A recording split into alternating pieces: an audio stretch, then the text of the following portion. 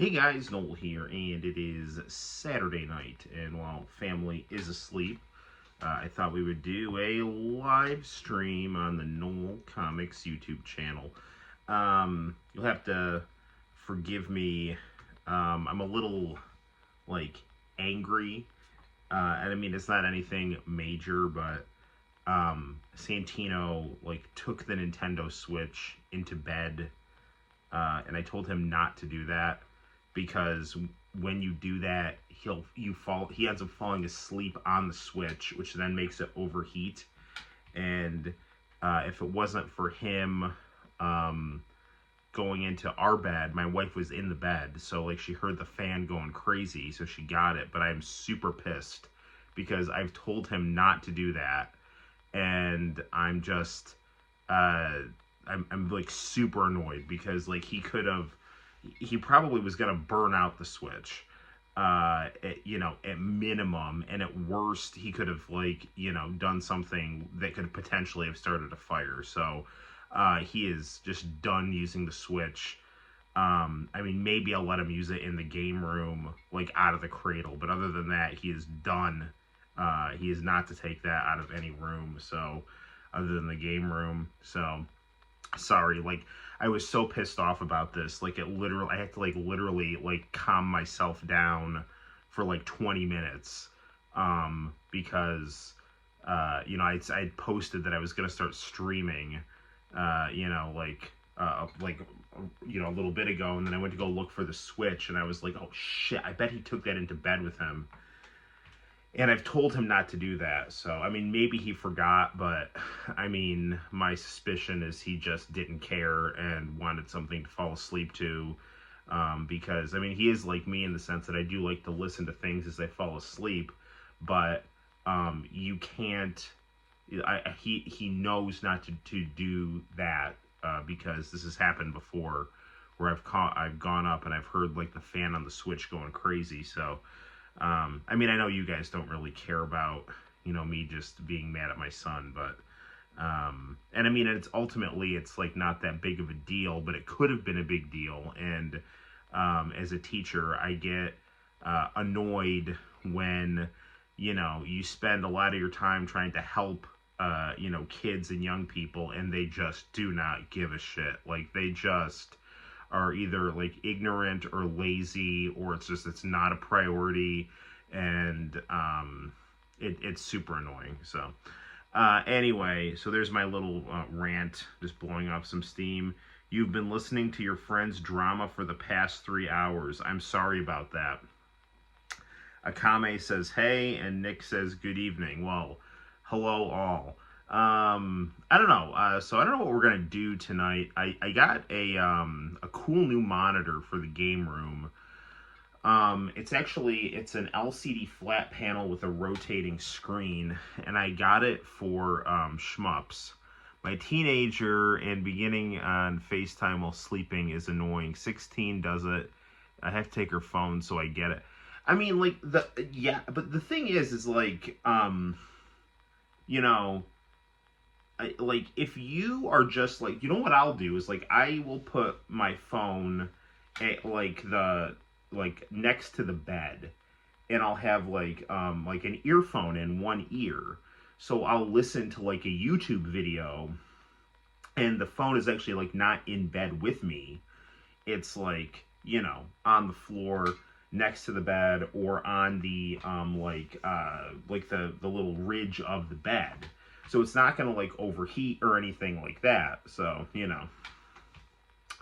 willingly, too, I'm not allowed to have my phone in my room anymore related to this because it's not what I'm supposed to. I mean, it is important to know when to, just, not... If you're on your phone so much that you're staying up all night, that's not good for your health, because you gotta function, and if you're just up all night all the time, you're just gonna crash out, and I don't mean start freaking out. I mean you're literally going to pass out at random times and smack your head on something, so.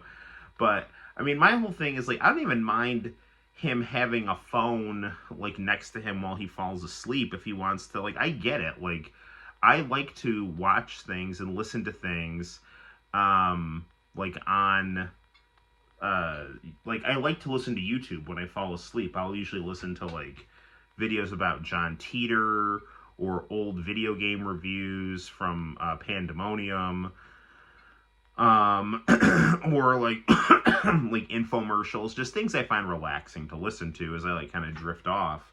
So, you know, and when I was younger, I had the TV on when I fell asleep, and probably one of the reasons I don't have the TV on when I fall asleep now is because there's someone else in the bed with me, and quite frankly, a lot of the time there's my wife, my son, and my daughter, and then me at the foot of the bed. There's just like 4 people in the bed at the same time, so, you know, like, I, who want my little thing in my ear, like, do that. But so I don't like begrudge him having, you know, like a YouTube video playing. I just don't want I don't want him lying on the phone, or, you know, because that could get hot too. But I certainly don't want him using my video game as some kind of a replacement for his phone, which he has lost and forgets to charge. You know, although, I mean, he does remember to charge it sometimes, but he doesn't know where it is. And so now he's just using my Switch, of which he broke a Joy-Con on, and I had to go fix I thought the Joy-Con was just done, and I found a way to fix the Joy-Con just, you know, randomly one day. So he's got that, and he's just using it as a replacement phone to go watch YouTube on. And, you know, if he's going to do that, he's got to take good care of it, of which he hasn't done. So he's done as far as using the Switch. So, like I said, if he wants to have it out of the cradle in the game room, that's fine. But other than that, he's not taking it out of the game room. Has it straight. She has it plugged in and in bed. We both have TVs. I have a TV in my room, but I get so caught up in whatever I'm doing, and I get caught one too many times. I mean, yeah, like, again, it's just a question of, like, are you able to handle, you know, are you able to handle your life and have the, you know, device be a thing that's, you know, complementary as opposed to, like, detracting or creating some kind of a hazard to your health or the house, you know. I mean, I definitely have a lot of electronics in the game room, but, you know, I'm always careful not to, you know, have things on that don't need to be on, you know, like, I mean, the only thing I really, like, leave on sometimes is I'll, like, you know, have the Pac-Man LCD lights on or something like that, but, you know, I don't know. So I'll show you the monitor I got. I actually got a boom box to actually work as the speakers for it. So I got this for like $7. It's a really sweet. The speakers on it are very, very nice, and it comes with a tape player. I haven't tested the tape player, but I got this primarily for the speakers because there's audio inputs in the back. But it's this Envision flat panel monitor, and you can actually like rotate the screen, you know, vertically if you want to play shmups. So that's it's pretty cool. So I have like the Xbox 360 hooked up to it. So if you did want the screen with like a vertical orientation, you know, you can do that. Because I know some people will like try to like put a TV like this on its side, which is actually pretty dangerous. So I want to make sure I didn't yank the HDMI out when I was messing with that, and I don't think I did. I think it's good. So yeah, I don't know, maybe we'll play some Xbox 360 tonight. I was also having my some issues with my my Neo Geo, but it's working okay now. So my game room is my bedroom at my mom's, living room and kitchen at my dad's. You know, I used to have a 27-inch CRT television in my kitchen when I was single. And actually, did I still have that when Renee lived at the old place?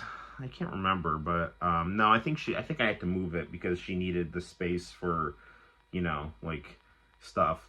But when I was on my own, I had like TVs in like every room. You know, I had, like I said, I had a 27-inch TV, 27-inch CRT, in the kitchen with like I think I had like an at game Sega Genesis hooked up to it, and then I had like, you know, the game room, and then I had some stuff in the living room, you know. So but now I just have the ultimate gaming rig like in here, and this house has, you know, much better wiring and everything. Everything's like new, so so that's good. I don't know. It's spring break, so you know, I'm hoping to do a new episode of the Noel Show. Hoping to do some uploading on YouTube. Hoping to play some Cosmic Fantasy 2. That's another reason why I got mad about, you know, the Switch, because like he used the Switch like all day, and I let him use it, and I'm wanting to beat Cosmic Fantasy 2, and I've been working on it. So, you know, I didn't get a chance to play it all day because he was, you know, using the Switch. And I was like, okay, whatever, I'll just go do other things. And so I go to finally, you know, queue up the Switch for the live stream tonight, and I find out that it's like overheating in bed, which is, again, I know it's like I'm just beating a dead horse, but like I'm super pissed off about it. So I remember last year, totally unrelated, I think you were talking about a cat, like a really fat cat. Is that cat still alive? Mocha is the cat you were talking about, and she is sadly not alive. I hope her daughter is still alive, and I miss those cats a lot. So, if you don't know, I lived in Johnson City, New York, part time when I was in a PhD program at SUNY Binghamton, and I lived in this house where the owner of the house was only there like 2 days a week. So I was kind of like a tenant and a house sitter and a cat sitter. Technically, the cats were my landlords because it was like their house. And there was this one cat that was a foundling, and you know, she was skinny and pregnant when she was found, and then once she, you know, realized she had a stable life, she got really fat, and it was, you know, her name was Mocha, and she was like over 30 pounds, and she had neck rolls, and she was adorable. So, you know, once I, you know, finished up at Binghamton, you know, I left the house, so I didn't see the cats really anymore, so my daughter's awake. Diego, how the heck are you, my friend? Good to have you on. And if my wife doesn't get my daughter, I'm gonna have to go get her in a second, so hopefully hold on, let me I might have to has my wife got her? Hold on, I don't want her to toil too much up there. Hello, Diego. All right. Hold on a second. I'll be right back. What can occupy you while I'm gone?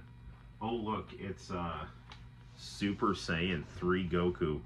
Bask in his presence while I check on my lovable crying daughter. Hold on a second here. Oh, no, my wife has her. Okay, there we go.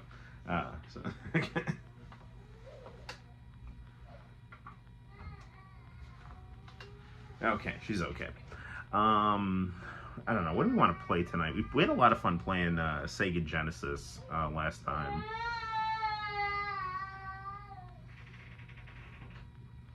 Oh, my poor muffin. The Switch should be cooled off enough if we want to play some Cosmic Fantasy. We could play some Xbox on that new monitor. So, you know, lots of good stuff. It's WrestleMania time, so that's interesting. And I just watched a good episode of AEW Collision, although I'm kind of baffled how they're booking Harley Cameron, because she's super popular, and they had her lose in the Owen Hart tournament. And I don't know. I mean, maybe they're building her up for something, but I have a sneaking suspicion that, you know, Tony Khan in his, you know, I almost feel like he's booking for Dave Meltzer, and Dave Meltzer is just like very, you know, he wants wrestling to be his style, which is everybody pretends it's serious for the most part and just does a lot of kind of acrobatic, intricate matches, and it's less character driven. And Tony Khan doesn't need to please Dave Meltzer. He needs to please his fan base. Izzy says hi. Hey, Izzy, how the heck are you? Glad you're watching. I get so sad when I hear children cry. I'm used to it with my baby brother. Yes, my daughter's very cute. She's 3. Politically, I always do these like little politics chats. I don't even know if I have anything to say. Although this is what I'll talk about as far as politics goes. Now I might as well. I don't want to chase my viewers away, but anyway, I sometimes when I'm like in the weight room, I'll listen to Dave Smith, who is he's a Jewish comedian who's very critical of like Israel. He's like a libertarian. And I'm not a libertarian. I do believe in like government programs and things like that. But he's a very anti-establishment guy in the sense that he does, pretty thoughtful analysis of the news, politics, political leaders, things like that. And even though he's like libertarian and doesn't believe in like government programs for the most part, like he's got a lot of common ground with, the kind of the anti-establishment social democrats. So like people like him and like Aaron Mate and Glenn Greenwald, even though they're kind of like technically disagree on, should we have more or less government programs helping people, they have kind of the same goals, which is to have a society that's not corrupt. I haven't been in the weight room yet. The weight room is Mr. Camillo's room. Like that's the weight room. So I go down there during lunch, and I listen, and I just like put like either politics videos on YouTube or One Life to Live, an 80s soap opera that I watch on YouTube. So the reason I bring up Dave Smith is because he was just on Joe Rogan, and I like Joe Rogan. I think he's I like his format of just having people on and talking with them. I don't like listen to his podcast like all the time, but I'll like catch clips of it or things like that. Or if he's got someone like really interesting on, like I watched the Trump interview. I thought that was good. I like his format of just, he again, he's kind of a thoughtful, kind of eccentric, kooky, analytical guy, a little bit of a stoner, a really good MMA analyst. He's a thinking person, and he just likes to talk to different types of people. And in doing that, you learn different things about different types of people, different types of thinking, different, ways of looking at things, So it's a good format, and I like it. But he had Dave Smith on. And it was a pretty good interview from what I saw. I didn't hear everything, but I watched about like 50 minutes of it. And then he had this other guy who I haven't heard of. I think his name is Douglas Murray, and he did a debate with Dave Smith. And it was like painful to watch. Like this Douglas Murray guy was like such an insufferable a-hole. Like, because like since the rise of things like YouTube, and the decline of cable news and, the rise of Donald Trump and like Brexit and things like that, there's, I think, like a sense with like the old guard, even though like a lot of these like politicians are still part of like the bourgeois class, the kind of the old guard, the kind of traditional factional power brokers, they are angry that people aren't listening to them anymore. So there's all this like kind of bullshit narrative about like, oh, you have to listen to the experts, you have to listen to the experts.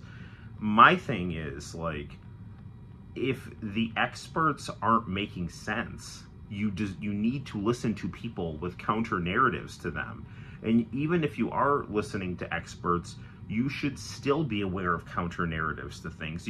If you start only listening to one type of thinking, you are going to be in all kinds of problems in terms of your own intellect being stifled. And then you're just going to be easily manipulated too. So all this stuff about, oh, fake news and conspiracy theories, it's like, listen, like, no, we are supposed to be living in a free country, and as part of that, we should have a marketplace of ideas that we have access to and can listen to and engage with. And if one idea is more palatable or making more sense than the other, then there's something to that. A lot of the time, if one is not holding up under scrutiny, there's something to that that's exposing a weakness in it. So you should always, the Bible says you should always be ready to defend your faith. Always be ready to, give a reason, for what you believe and why you believe it. So, and in doing that, you can't just say, I'm an expert, I know better than you, which is what this Douglas Murray guy was saying to, Dave Smith and Joe Rogan. He's like, well, who are you to talk about these issues? You're not experts. And this guy's not an expert either. But, like, the whole thing is, like, if in like the kind of the parable of the emperor not having any clothes, it's all the people in the royal court that are like saying, oh, the king looks great, and then it's like, what, some common dude's like, the king is naked, right? Like, what the hell are you talking about? There's a great episode of Peppa Pig where it get really deep, where like Daddy Pig is this expert on concrete. And, he starts talking about all the mechanisms of concrete to the kids. And he, like, gets in this big puddle of concrete. And Mr. Bull, the construction worker, is like, Daddy Pig. And Daddy Pig's like, I'll be with you in a moment, Mr. Bull. The experts are talking here.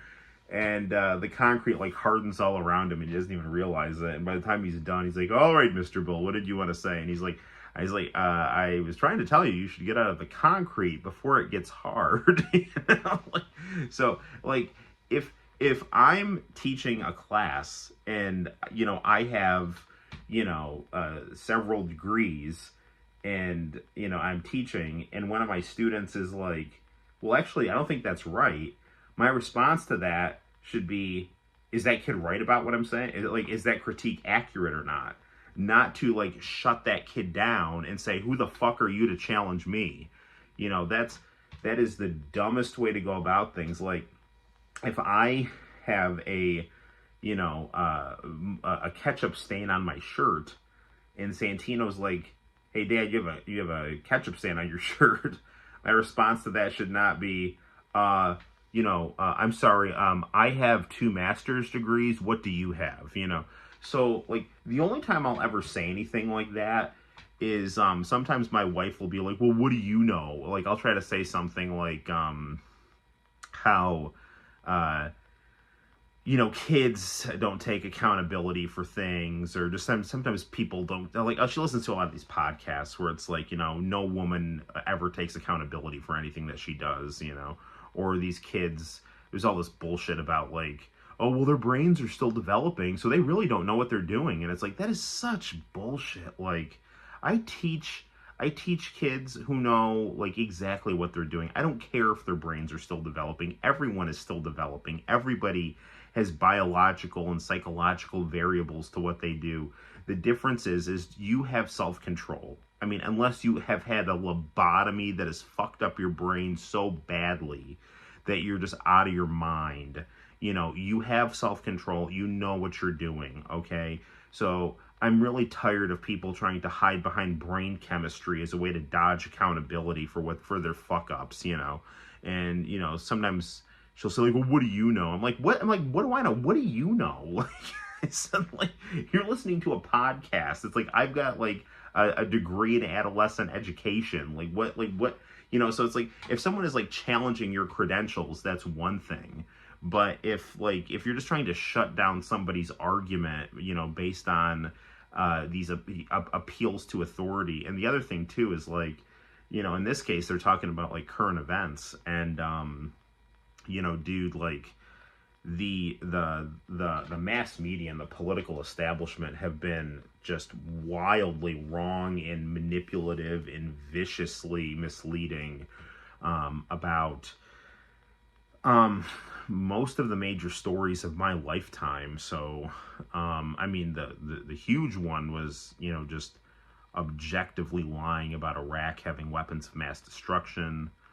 Donald Trump being a Russian spy. That was the other big one. Everybody's still developing. No, it's true. Like, I mean, everybody is still learning and like has all kinds of issues that are impacting their decision making, but you still make the best decision you can in the moment. And it's not an excuse to say, like, oh, well, oops, like, what I'm saying? It's just like, it's such bullshit, um and it's just like, and this goes for men and it goes for anyone, like, um you you need to be accountable for your behavior. Like, that's just all there is to it. And there are definitely certain types of people with certain types of personalities that just want to make excuses and blame other people. And I mean, like, yeah, sometimes there are like things that are factors, but like at the end of the day, the buck stops with you, and get your shit together. Like, that's just all there is to it. And I hope I can live up to that, because it's easy to point. And I'm not talking about anything like anybody in particular. I'm just talking about like trends that I have seen in like media discourse, as it relates to like kind of podcasts and things like that are particularly aimed at women and kind of liberal progressives. And then just also some of the stuff I've seen coming out of, like adolescent education and things like that, like, oh, well, the kids are assholes because it's just the way they are. It's like, no, it's like, listen, I mean, yeah, like, I don't, first of all, it's not the way they are, it's the way they choose to be. And like, I understand that, when you're an adolescent, you're like going through puberty and you're full of anxiety and things like that.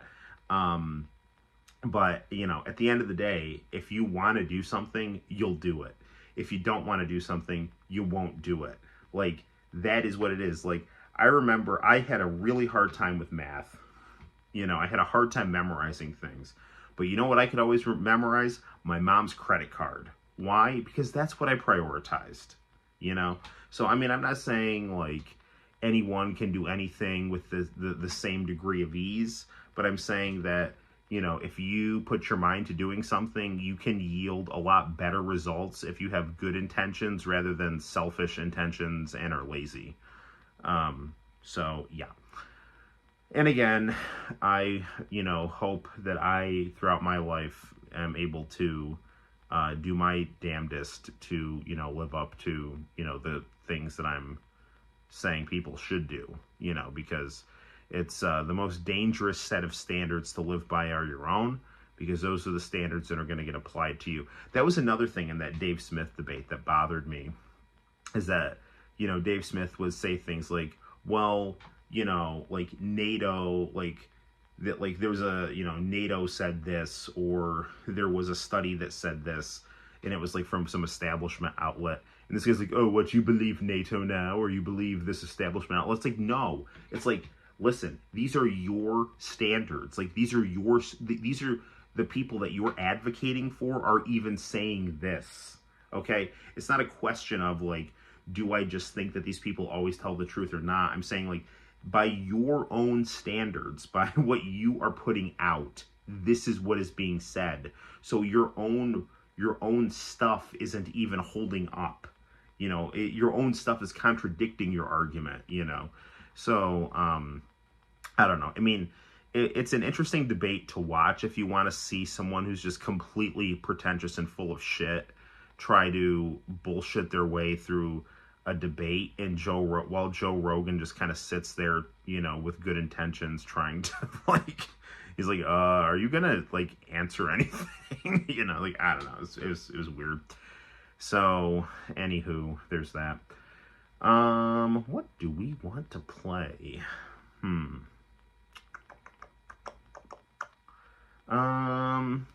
I don't know. Let's I guess let's try out this new monitor on the Xbox 360. That might be interesting. Okay. So how do we want to do this? Let's check this out. So here is the new monitor. So I wonder if we... Okay. How do we want to do this here? Now we do have... I wonder, I could put the Macintosh. I still don't have a new camera stand yet. I do got to get one of those.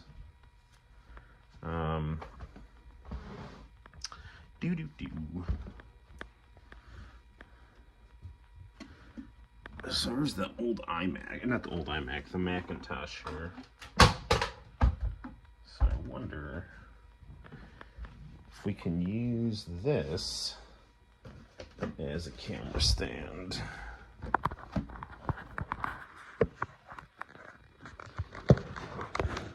No, sorry. I hate having my thumb in the way there. Maybe. Okay, let's try this.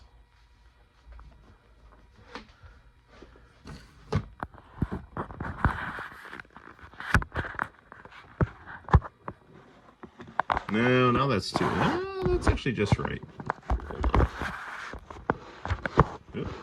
on. Okay, I think that'll work.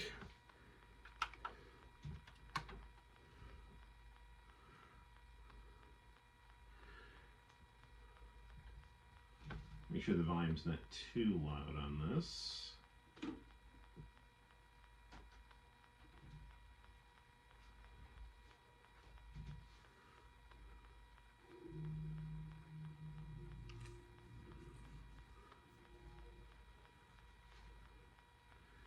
Oh, Xbox 360. Let's see if I can scoot this just center. I just want to center this a little better here.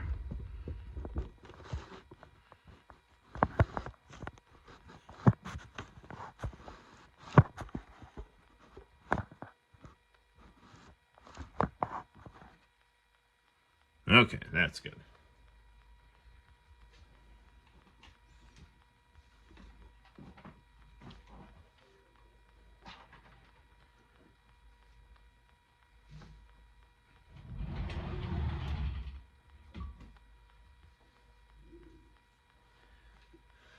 Okay, what to play? We can play some Garo, since the new Fatal Fury's coming out.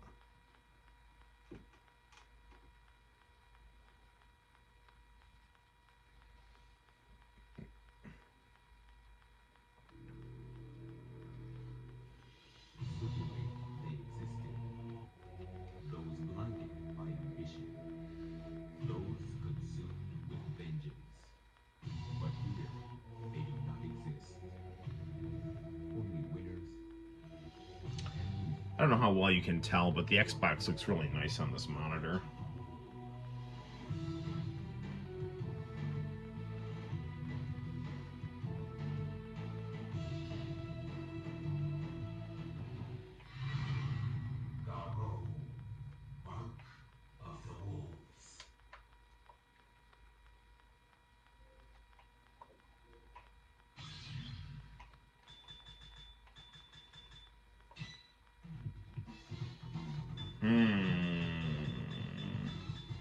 Yeah, that's be Terry.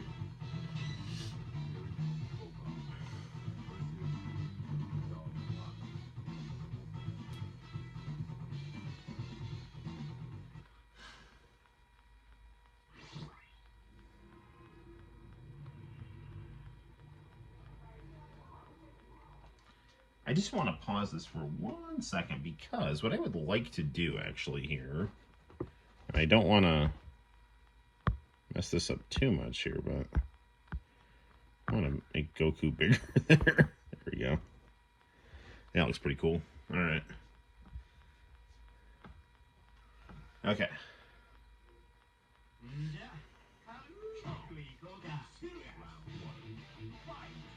Alright, let's see if I remember how to do this here.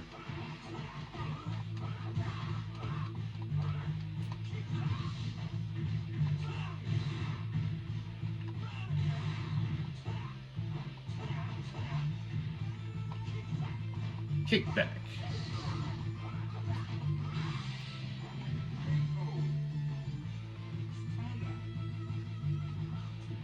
It'll be interesting. There's a lot of hype behind the new Garo game. Man, the speakers on this boombox are very loud, which is actually really cool.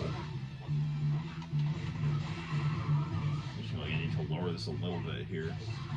Ooh.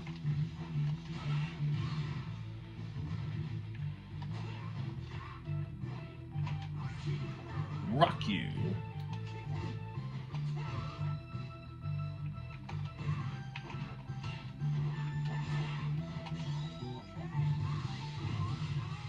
Buster Wolf.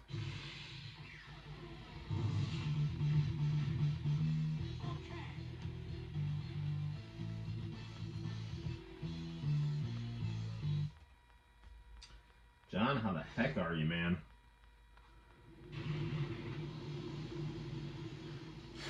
Playing some Garo, Mark of the Wolves. Here, we'll try to put the...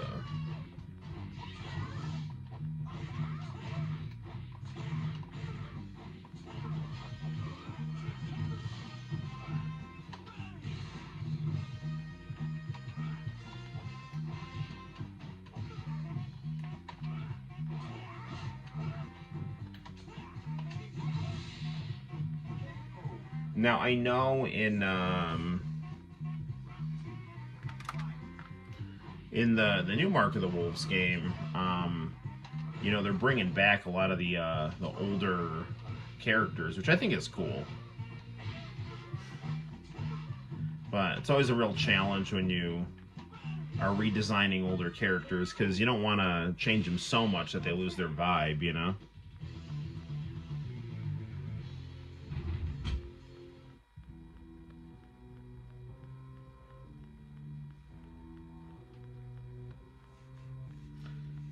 It's Grant, the Martyr of Might. He's like, oh God.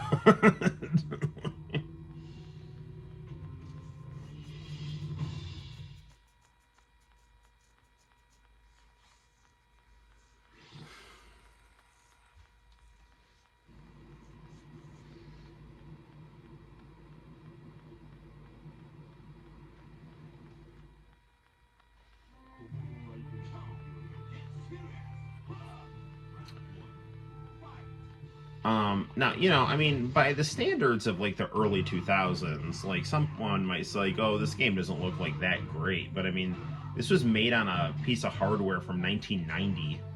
So, I mean, it was actually really incredible how the Neo Geo was able to push, you know, push itself to have pixel art that could hang in the 21st century, you know. And I really miss art like this, miss games that look like this.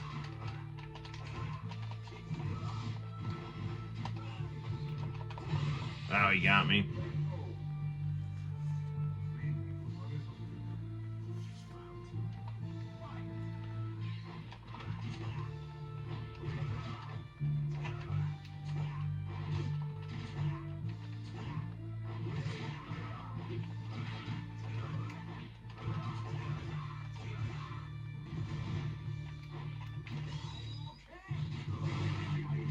You blocked my Buster Wolf.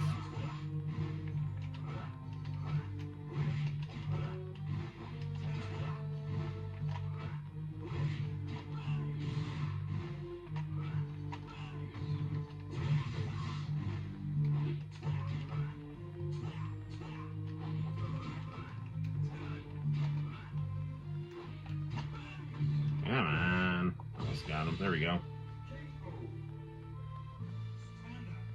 Stand up. John, what did you miss? I don't know. You didn't miss that. I just did my normal kind of opening spiel.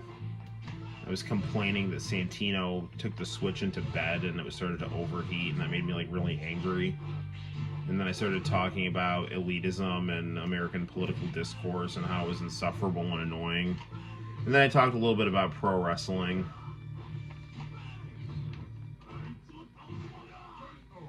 And that was pretty much it.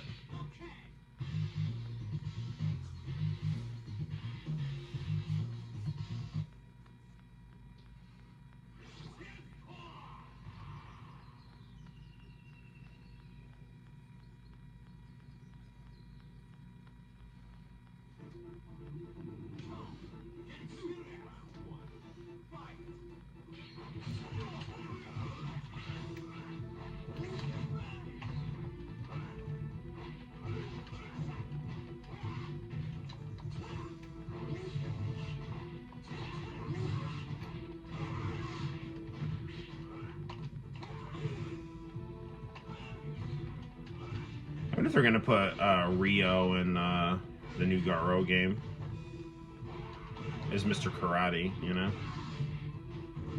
Because Kusnud is his student, so. Ah, darn it.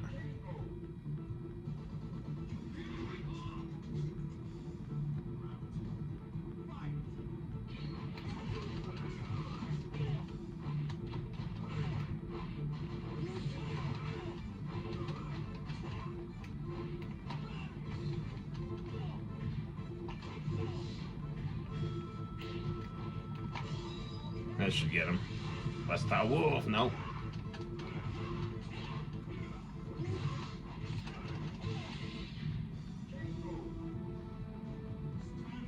How's my job going? Well, it's spring break, and if things can go the way they've gone for the rest of the year, I'd say it'd be a pretty good year.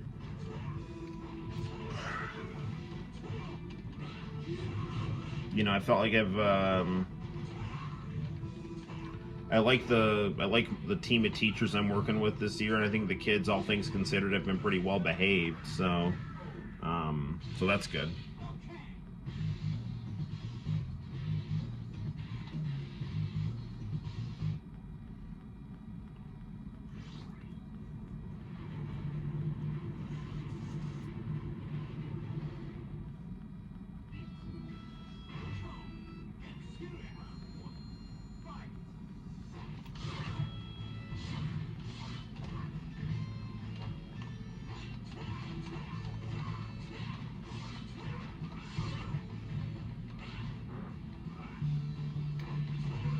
Looks like that graffiti in the background says Al Gore.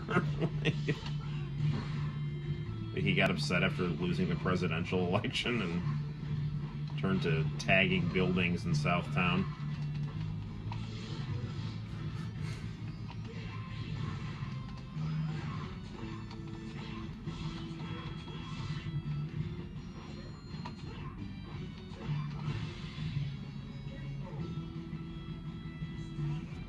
Stand up.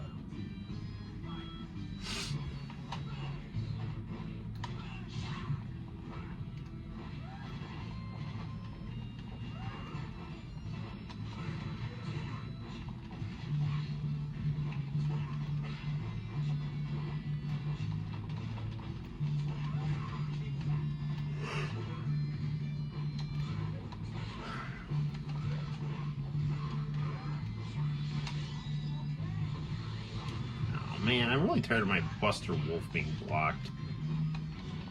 I have a friend who goes by Buster.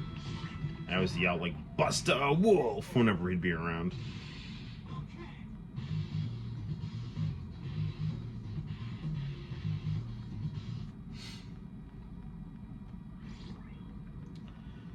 Comes Rock.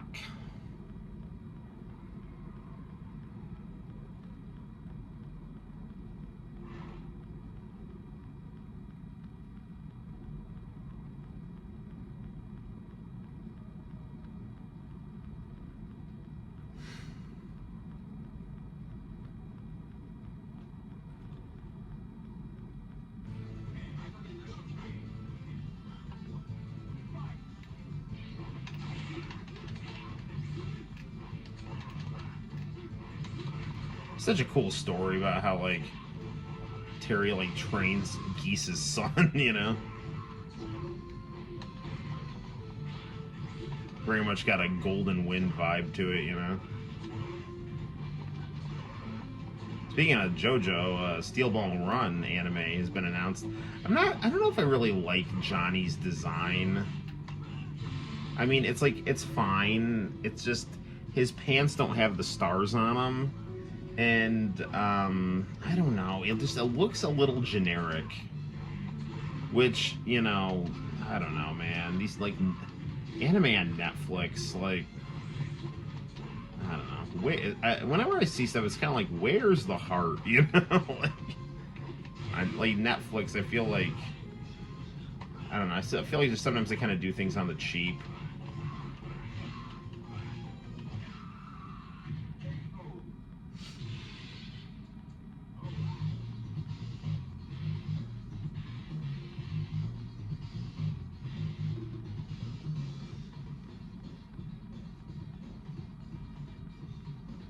I'm no Oedipus. Okay.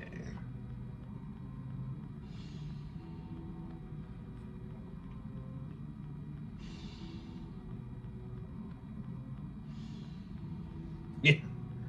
I'm not really getting into teacher-student fights this year. Yeah, well, hopefully it stays that way.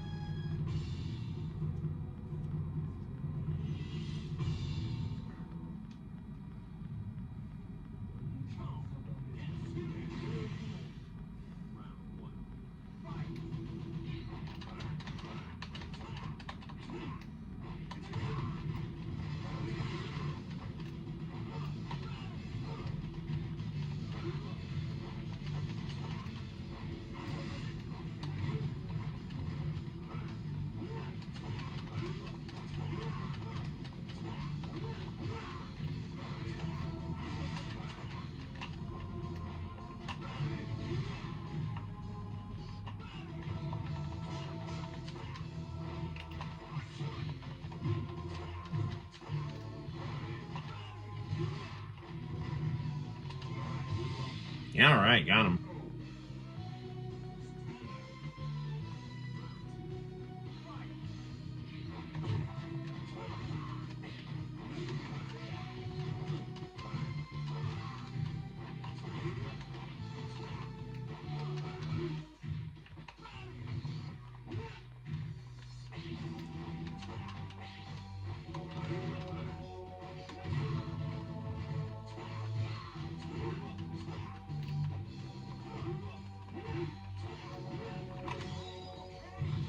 What? How did he block that?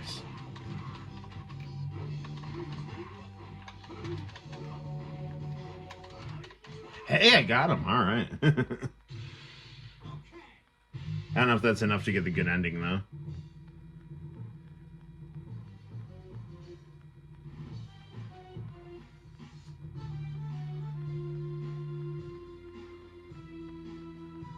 No, I don't think I did well enough to get the good ending.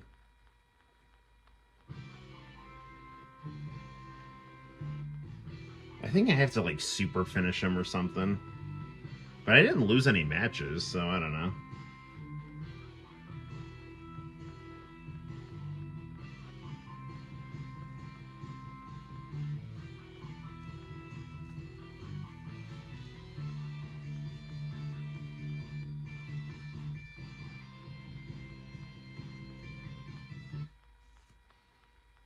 My name is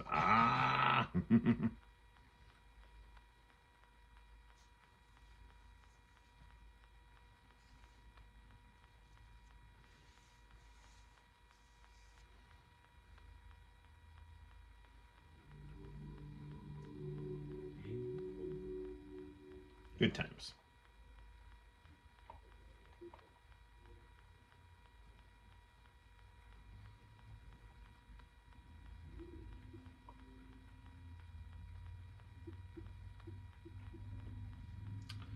Had some final fight. That would be interesting.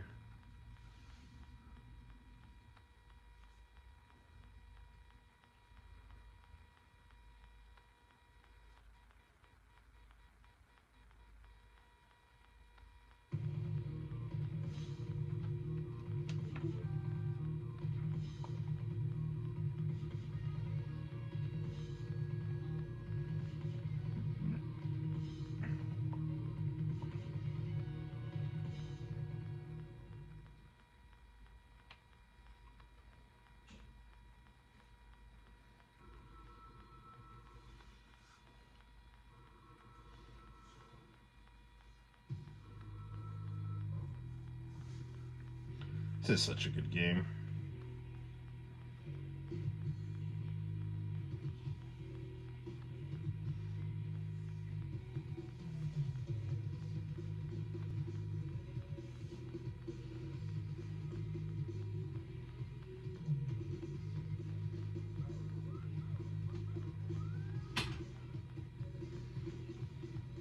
I think I'm gonna turn the lights off because they're kind of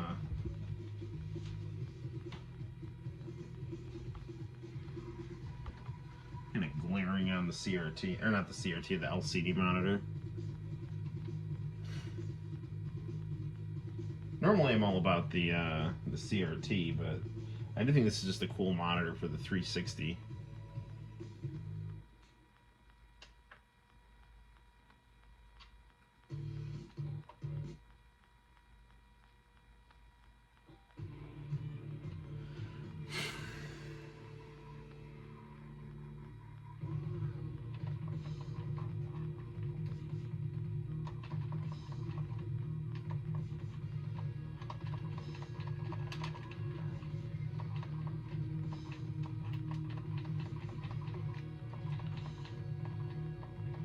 I was really disappointed that Streets of Rage 4 didn't have like the same aesthetic as the original. I mean, I get that you want to, you know, kind of age up the characters and things, but it's just the characters look too different.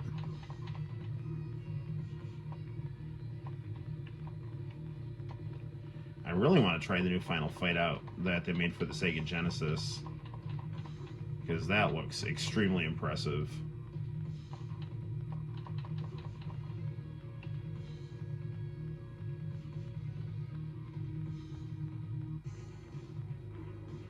Yes, just like a movie theater.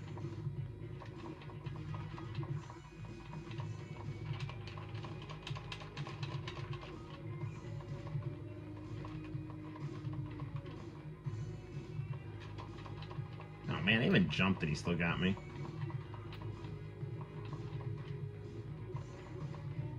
Speaking of theaters, I saw the new Minecraft movie with the family, and I thought it was really good. It was cute, you know?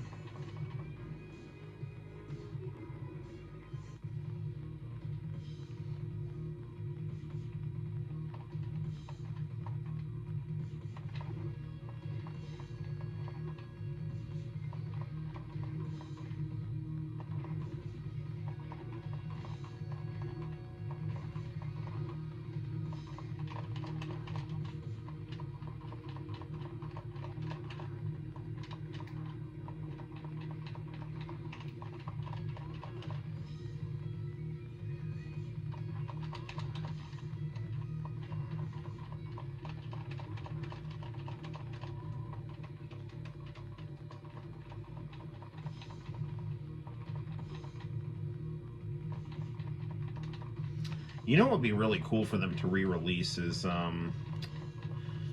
Final Fight 1, which I have on the Game Boy Advance, but it would be cool to do another release of that, you know, because it was cool because it had the Alpha Guy and Alpha Cody sprites in it as well.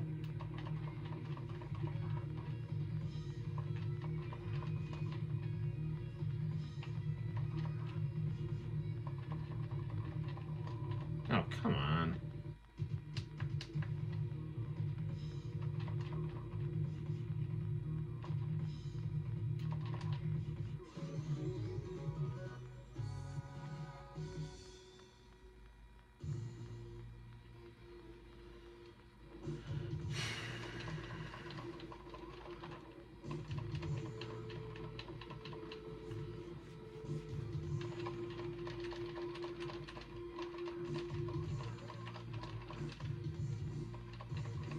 It's really hard to say what my favorite version of Final Fight is. It might be the Sega CD version just because of the music. But I want to say this... I'm pretty sure this might be the Sega CD music.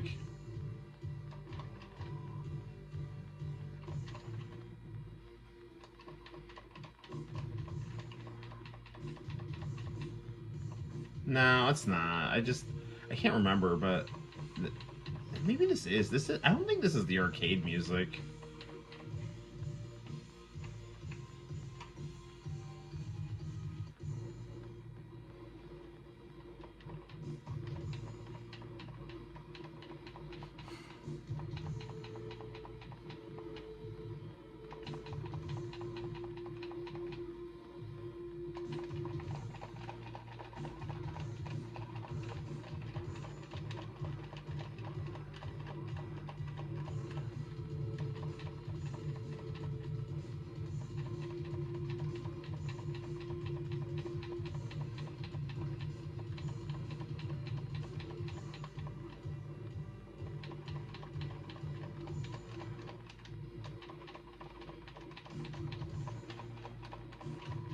So at Cortland Reused, the place where I actually bought this TV for like $10, which is kind of crazy. They had an Xbox there for like $75, but I didn't get it. I don't need another Xbox 360. But this is actually the Xbox 360e, which I got. I actually got it at a pawn shop because my white Xbox 360 stopped reading discs. And so I found this one, and I asked the lady if it worked, and she said, yeah, of course. And so I, knock on wood, I've had no issues with it. The Xbox 360e, it's kind of weird because it's got different, it's got a different hard drive. If you want to use like your old hard drive, you have to get like a special cable for it. And it does have like an auxiliary in video out in case you want to do like stereo that's not on your TV, or you actually want to do like composite video on a low definition TV. It's primarily like HDMI, but you can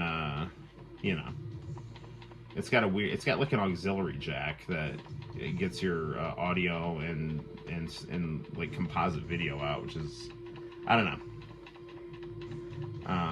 The white Xbox though that I have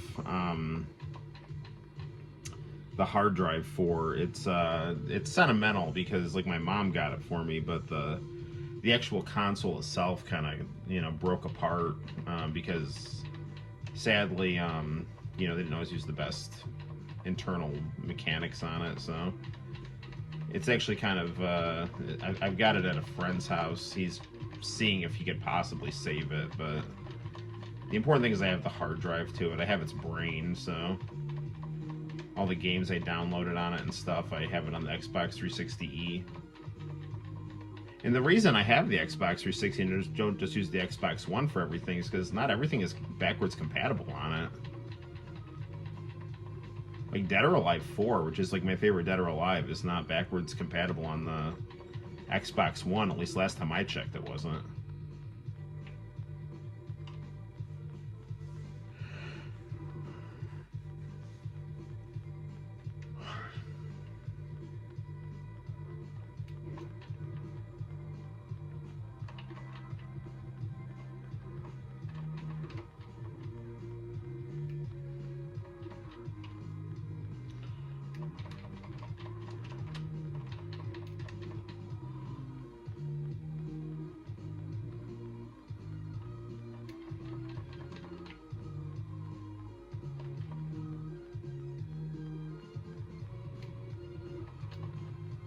Kind of walk up to him here.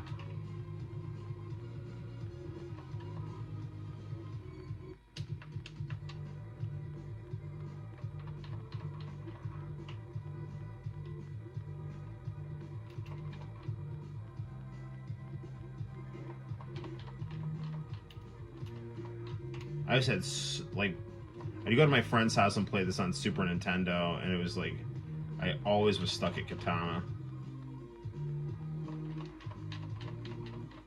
I got him. There we go.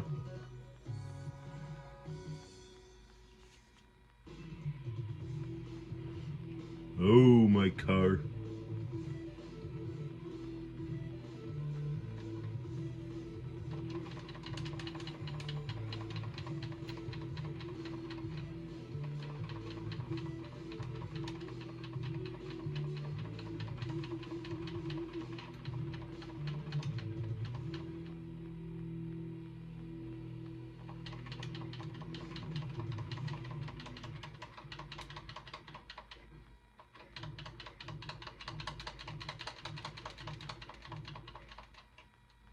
I didn't quite get it.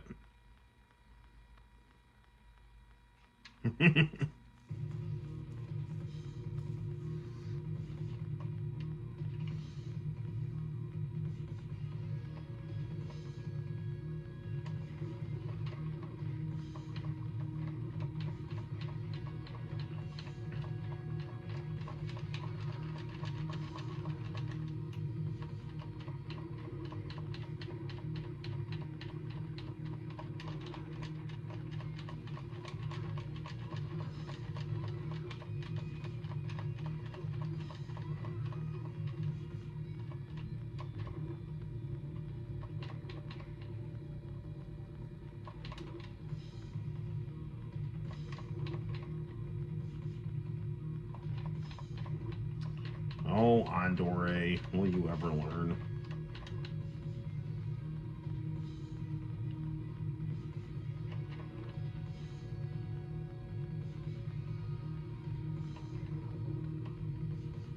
Nothing like some floor chicken. Um, on the Xbox 360, it's like it was like weird at this time. Like they went through this period where like they'd put like really good like arcade games on these consoles, but then they like do weird things like they'd like add new graphics or like a new intro screen or something like that, which was like worse than the original, you know. And it was like I get like adding like new graphics and stuff, but like you shouldn't like have to do that at the expense of the original, you know. So seeing like Andor or Andore, however you pronounce it, he you know, he's Hugo from Street Fighter 3, and I've got the Third Strike on the Xbox 360, and it's like it's a cool game, but like they got rid of like the really cool original opening for this new one.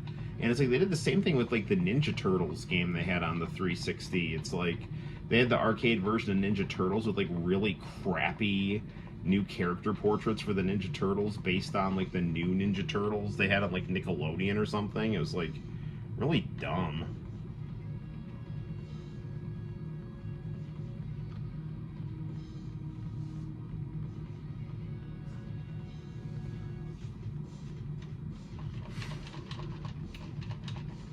Alright, you gotta pick a side here.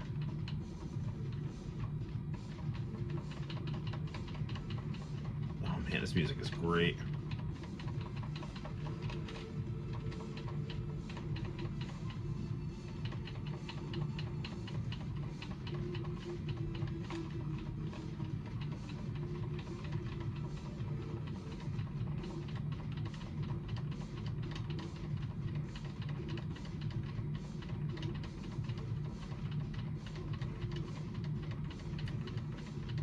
I'm here. Oh, I got him. There we go. Yes. Yes, all Street Fighter games have you beat up cars. I gotta beat up Carl Winslow.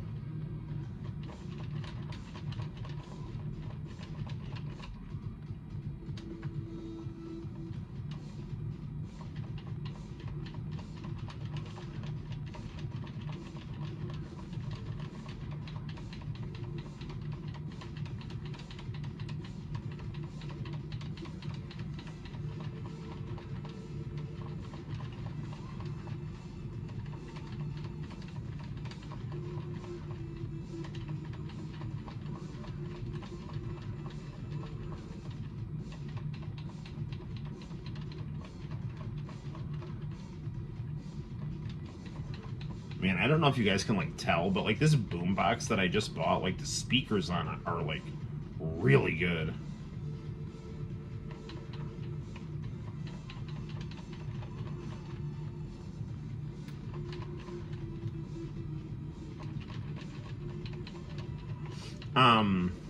So speaking of Carl Winslow, I saw this like clip of Reginald Vell Johnson rapping on like some MTV dance show. He's surprisingly good.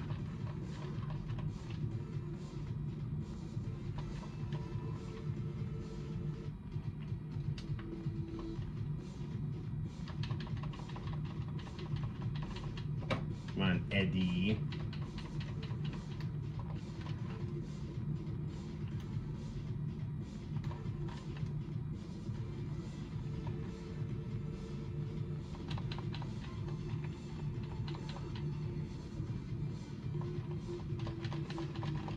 Man, I can't get around his gun.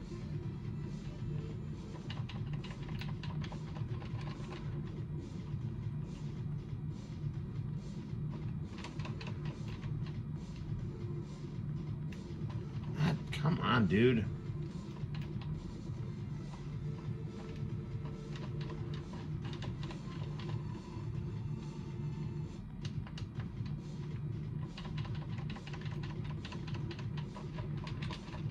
I'm just like so close to knocking him out.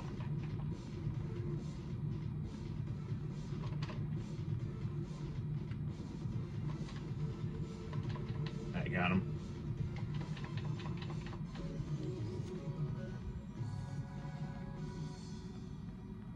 What about the Minecraft movie? I like the Minecraft movie. I thought it was funny.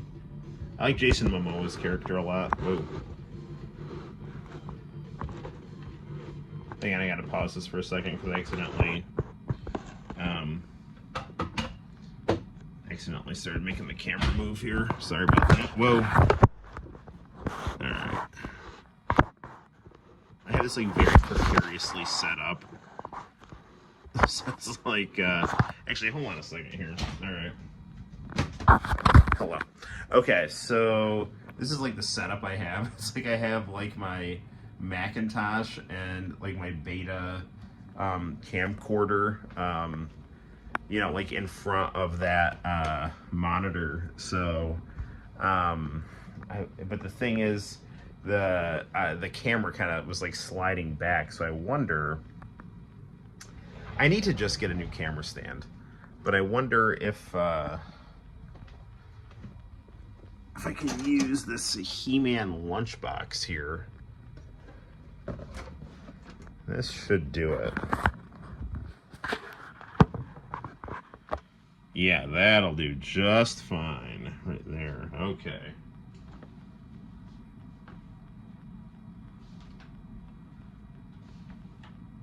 Okay. Back to our regularly scheduled program.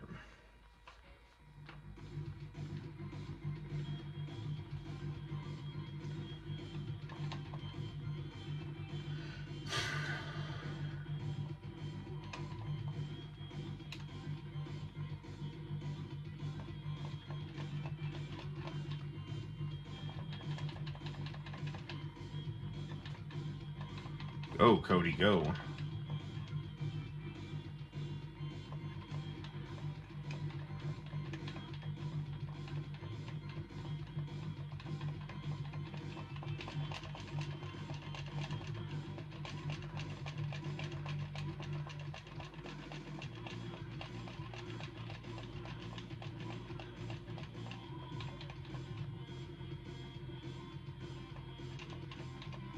Come on, Adori Jr. there.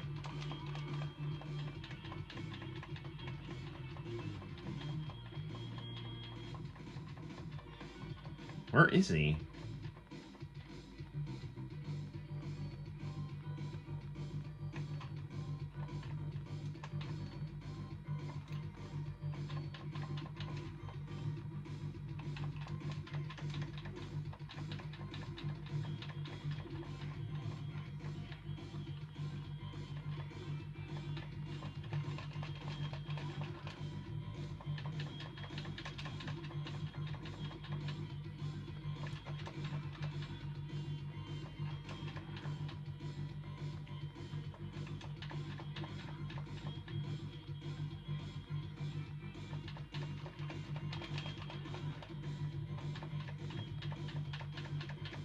Poison.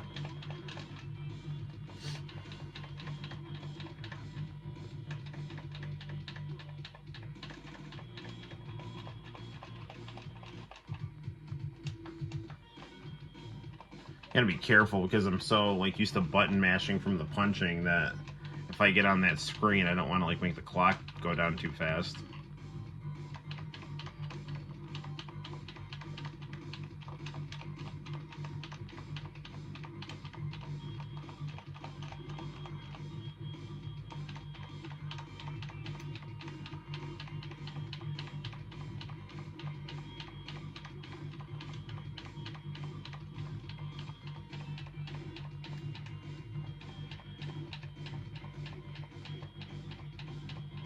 There we go.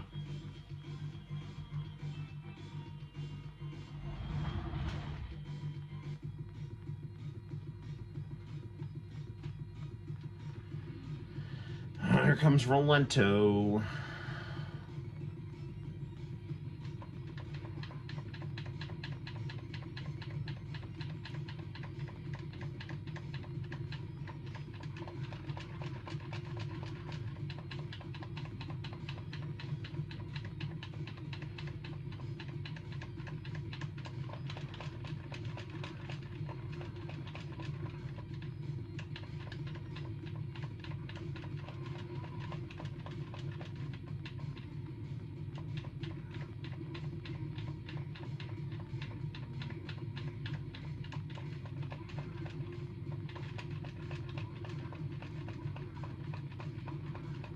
There he is.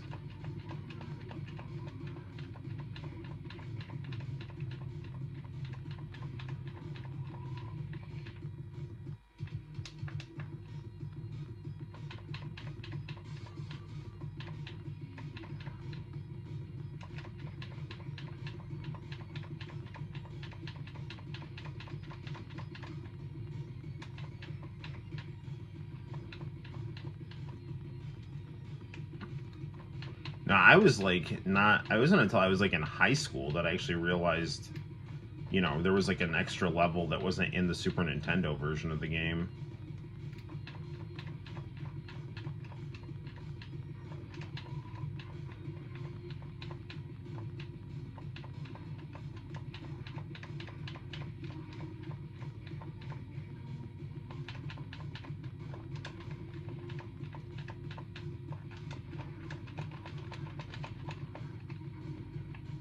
Hold still, man.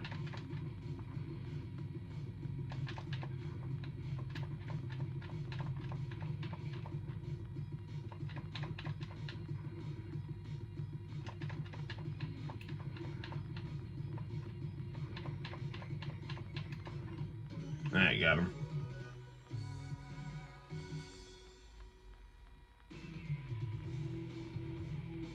Okay, time to break the glass.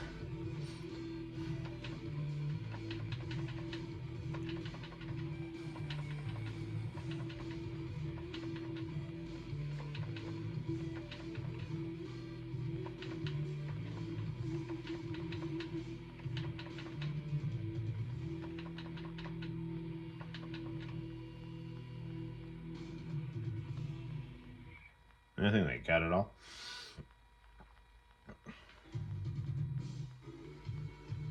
Abigail's level.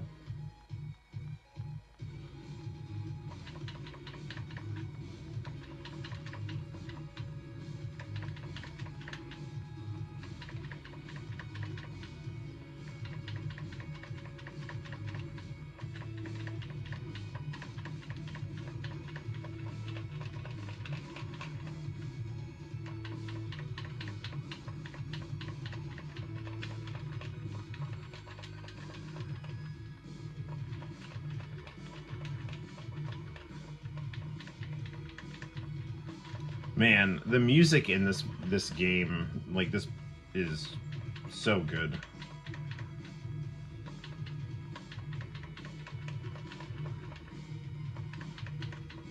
And it sounds like even better coming out of these speakers. I really can't stress that enough.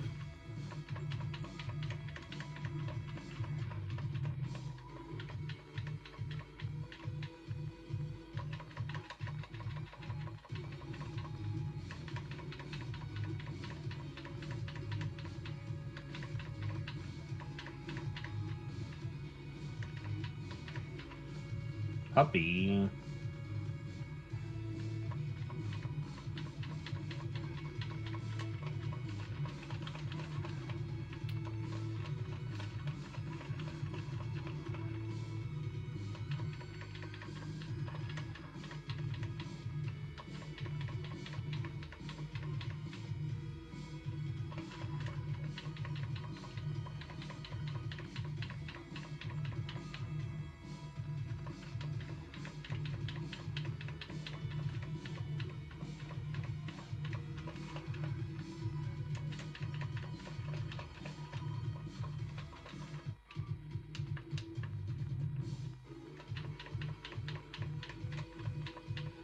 to beat up a bunch of fat, bald guys.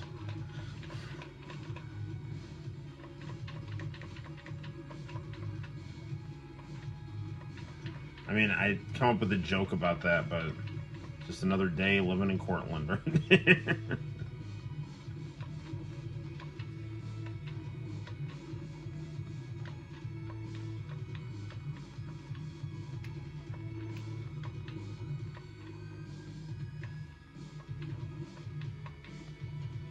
Ooh, floor grapes.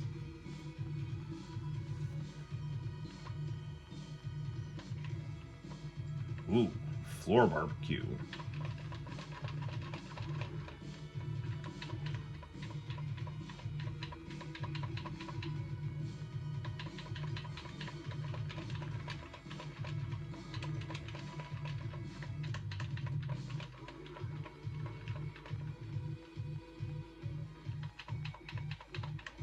So, I don't know if you guys saw this, but there's a really good YouTube video that was uploaded about this guy who tracked down the world's largest professional video monitor at a soba restaurant in Japan before it was about to get demolished, and all the stuff he had to do to like import it to the United States.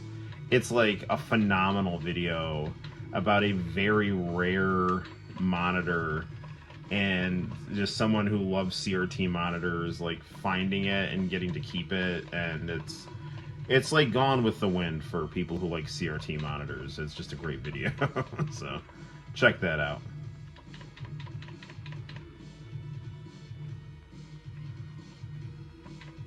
Here come the girls, and I can 10 poison as a girl, so.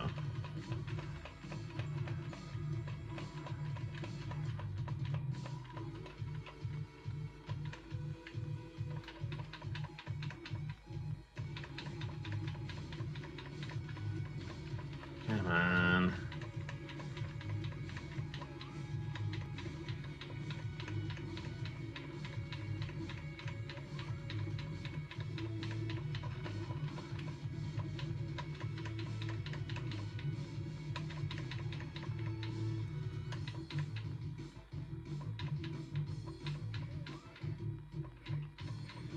Now, I'm pretty sure in the Japanese version it said fuck on the bathroom stalls.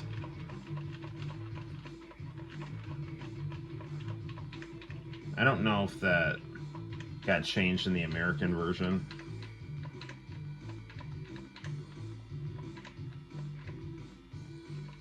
Because, like, you know, obviously in Japan, like, it's like, oh, that's a really bad word in English. And it's like, okay, well, you're not English, so. It's like, yeah.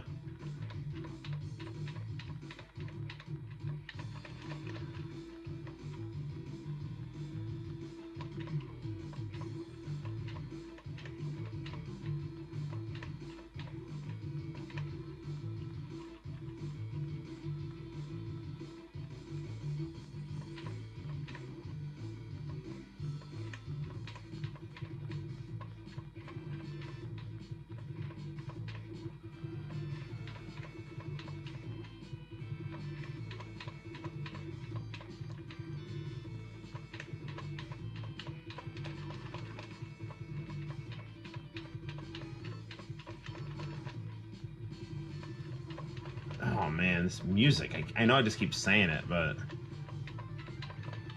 this is like a really particularly cool part of the game's music, you know, where it starts firing up right before you fight Abigail. Firing up literally as people start throwing a bunch of dynamite sticks at me here.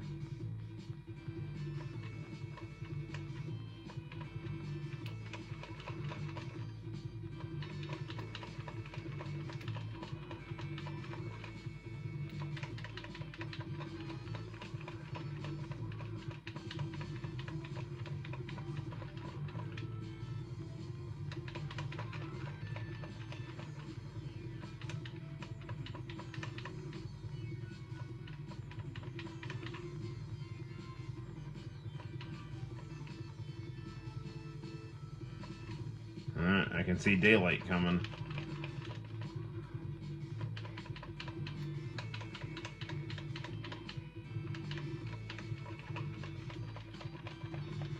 So my theory on how Final Fight works is that, you know, Elgato and Poison and Roxy and 2P and all those guys are like, you know, kind of figures within the Mad Gear gang that have a bunch of underlings that are like part of their like uniform for being in their unit and use their fighting style, which is why there's like a million Elgatos and stuff like that. You know? Although, I mean, I also do kind of like the cartoony, like, there's a million of this one guy kind of thing, but if you ever were to make like a Final Fight, you know, movie or anime, I think that'd be the way you'd have to do it. It's like the Elgato troupe of the Mad Gear gang.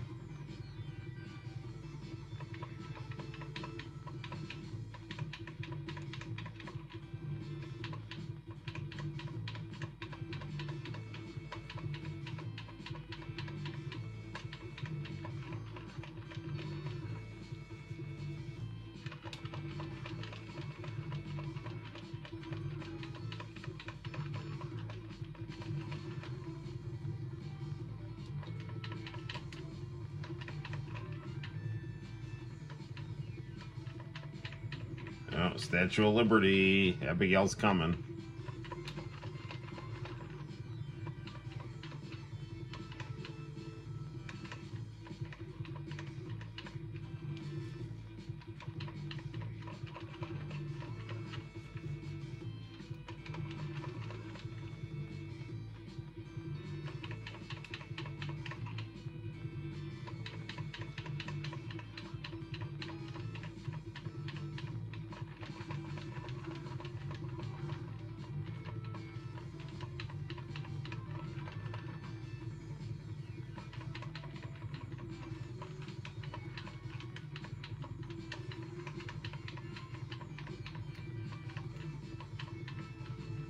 Where is he? Come on, come on.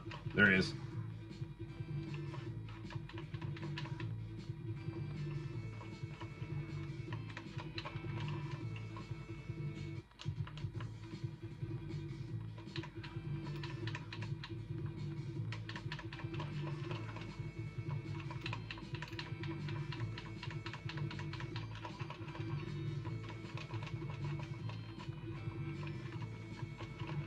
Abigail had such a weird design in Street Fighter V.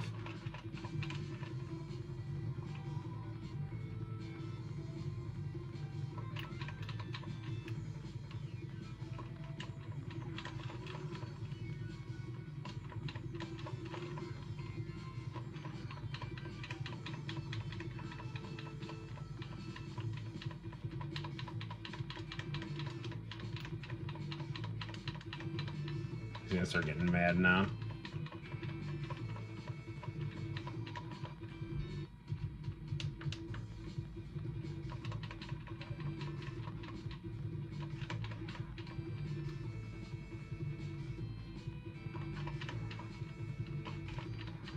Man, he hasn't done his clothesline yet.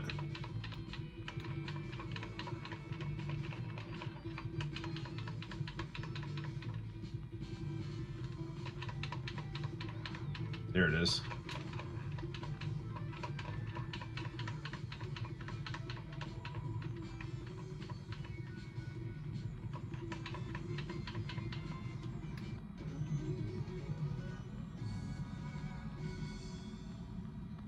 Eating up a bald fat, guys. Yes.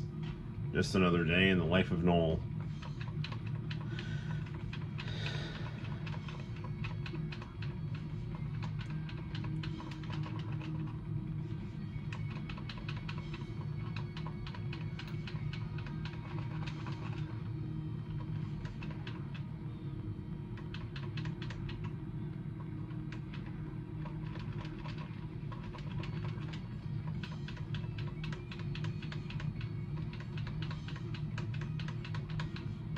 I really, really wish they would make a, like, Seinfeld game like Final Fight or Streets of Rage, where they're just, like, going through New York City beating up characters from the show.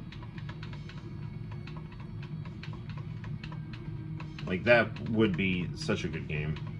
And then, like, you know, a TGIF, like Marvel vs. Capcom game.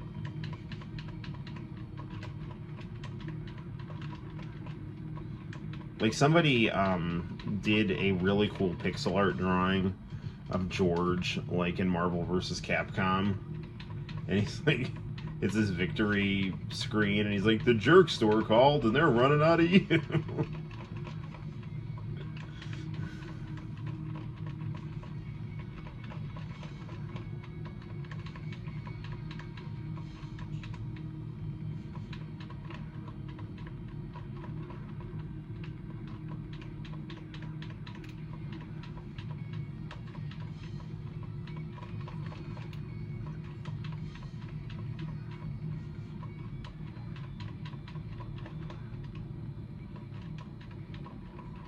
Ah, come on, man.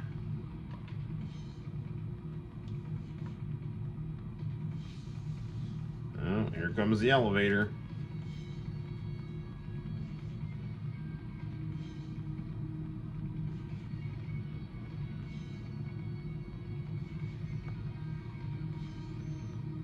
Going on an elevator. Doobie doobie doobie doo doo. Ah, the roof.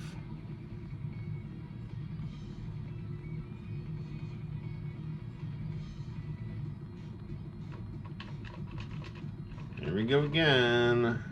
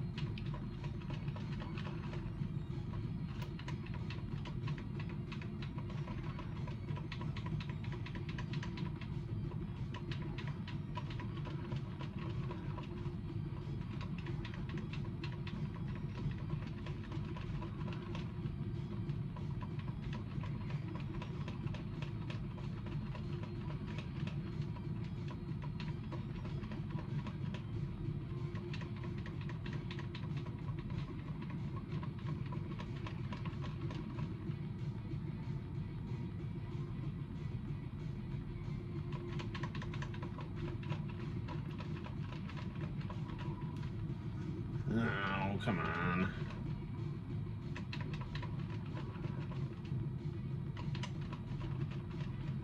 The only thing, I wonder if I can set this just to have more lives. That's the only thing, is that you only get like 2 lives, but you get infinite credits, so it doesn't really matter, but...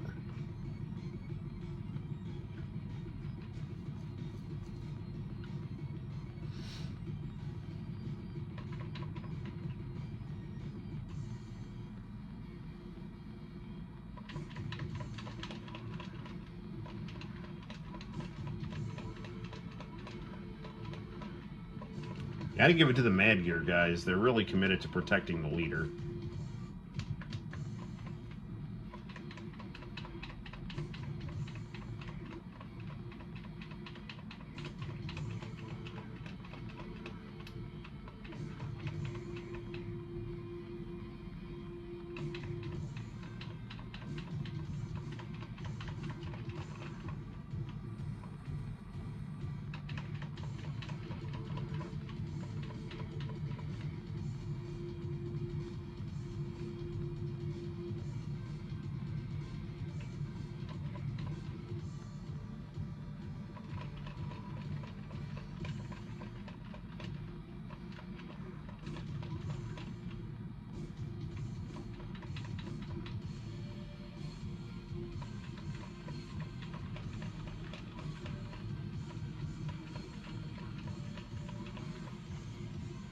Come on, just a little more. We're almost a Belcher here. Ooh, and Final Fight Revenge is a zombie. Final Fight Revenge, that's an interesting game. One of the earlier games we reviewed on the YouTube channel. Speaking of video game reviews, I think Basement Brothers is going to be doing a new video game tomorrow afternoon. That'll be fun.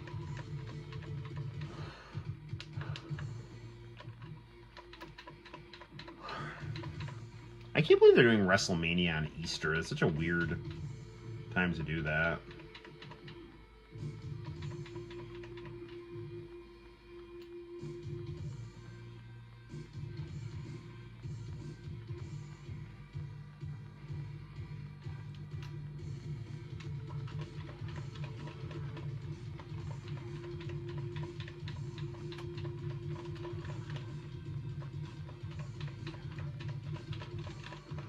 Doobie-doobie-doo.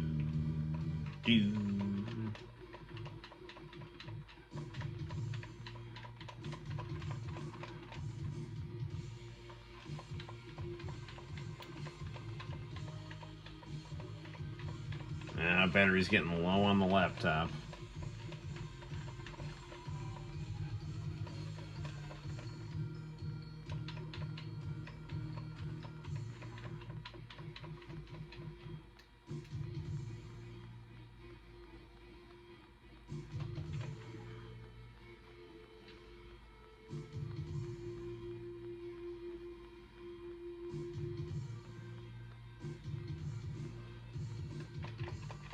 Yeah, I should have done this week for Mania. Yeah, I feel like they've done it this week. I don't know. I don't know what the deal is. Dynamite is gonna overtake Nitro as the longest running... Well, I don't know if it's gonna be Dynamite or just AEW is gonna overtake Nitro as the longest running wrestling on TNT.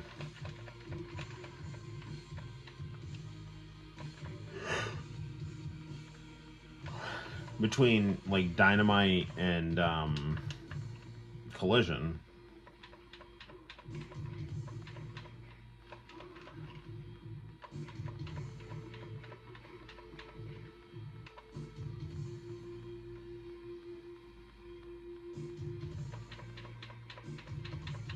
But I do think that WrestleMania should be interesting. I really am not... it's not just that I don't like CM Punk. I don't like CM Punk, but like, I'm so like kind of puzzled as to why they keep doing storylines where guys are fighting over Paul Heyman like he's a woman. Like I really don't get it. Like, I don't know. I mean, maybe that's kind of the joke, but like, it's just kind of weird.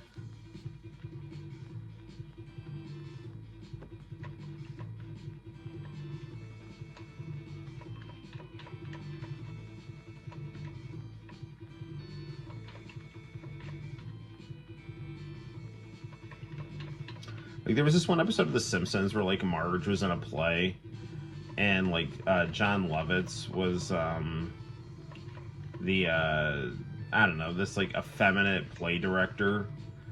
He's like, my name is Luann something. I can't remember his last name. He's like, I've directed 5 plays and had 3 heart attacks, you know? Like, or something like that. And that just totally reminds me of Paul Heyman. Like, I don't know.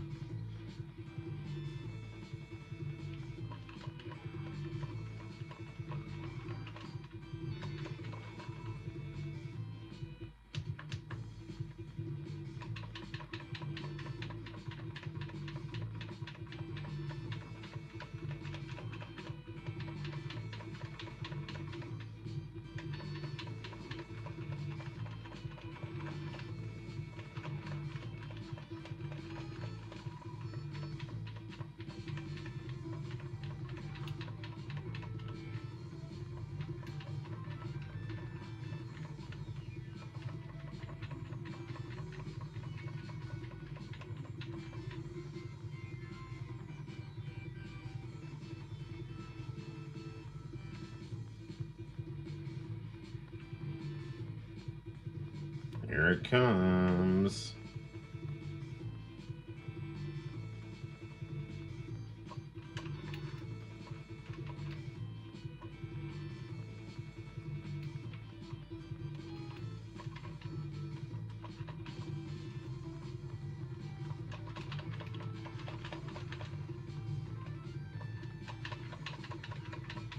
Run, Jessica, run. You're not even a cripple.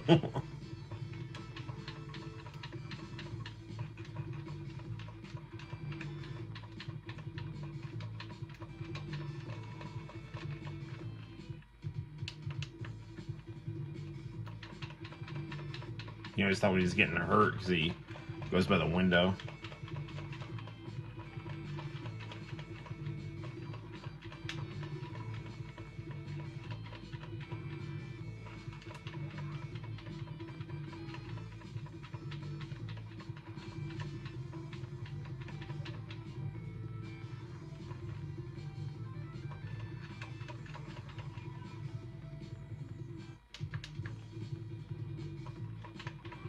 I got him.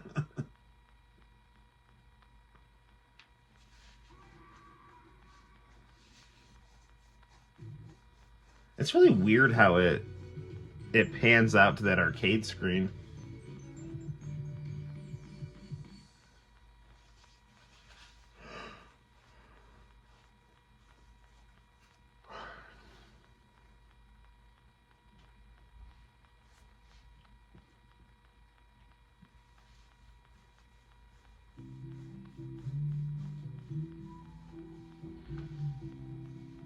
I got a screenshot of bald fat guys I can show you from the typical Cortland diet. Yeah. Should have been a triple threat and then go against Cody and Cena. Yeah, my whole thing is like, I'm just baffled why they didn't give Cena like a new look. I mean, they're just leaving merchandise sales on the table. And I'll tell you right now, I'm getting like really annoyed with those Cody Rhodes chants. Like the Cody Rhodes, Cody Rhodes. It's like, dude, shut up. It's like the most annoying thing. Like, they're gonna have Cena lose. It's just stupid, but like, I really would like Cena to win and break Ric Flair's record, and then, you know, have him have like one last nice run with the belt. Like, I think that would make Cody more sympathetic.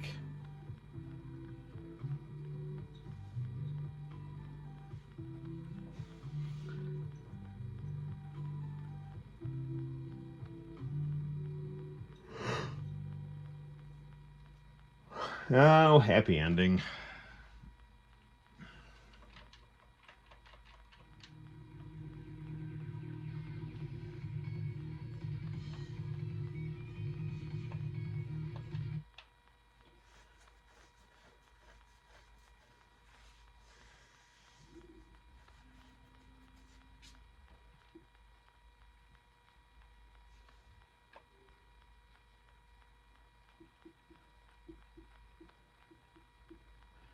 I'll do like one more game on here.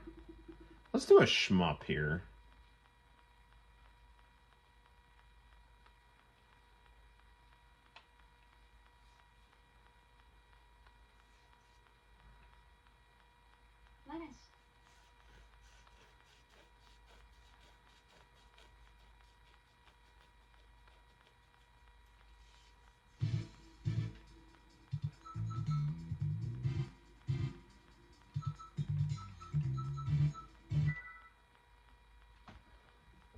Okay, let's have some fun here. There it is.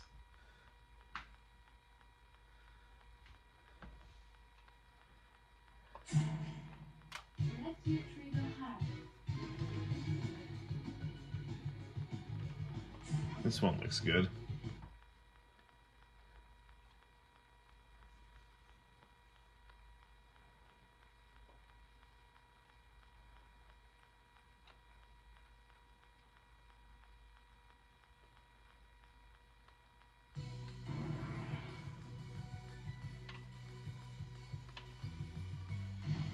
This is primarily why I got this monitor, because I saw a monitor on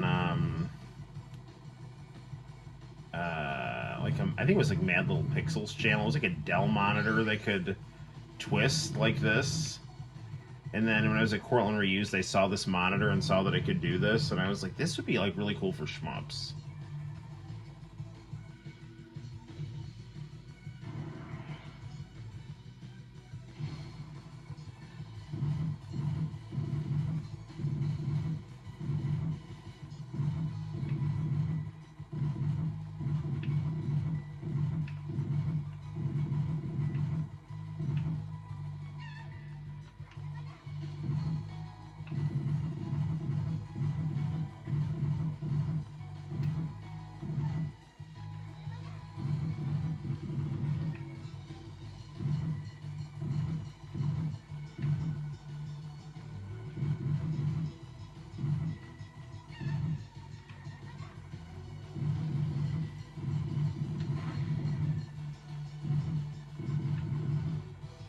I always heard this story from Adam Karoliak that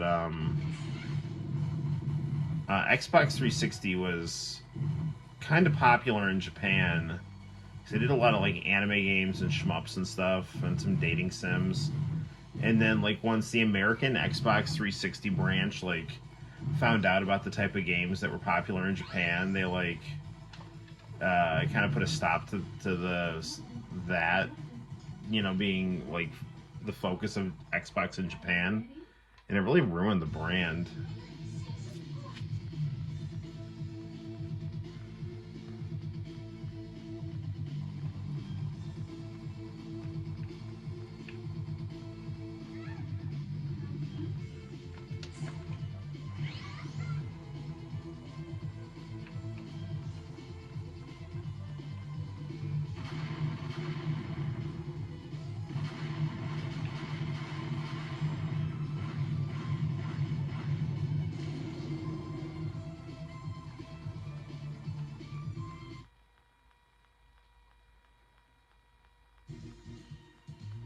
I wonder what's up with it. I never noticed that there's like a little red pixel, a little red dot there.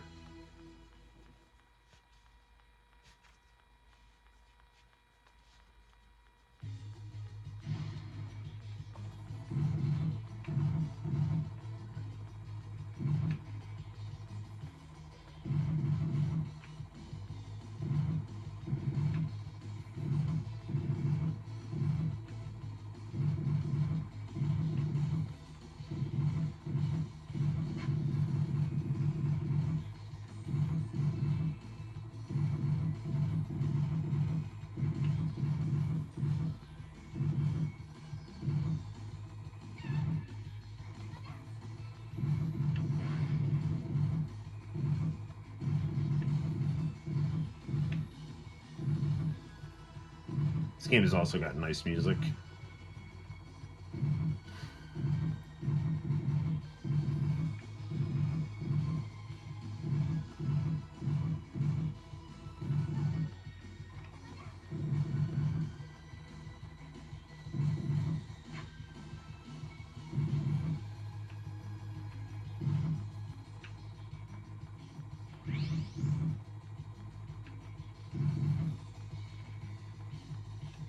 Ah, darn it.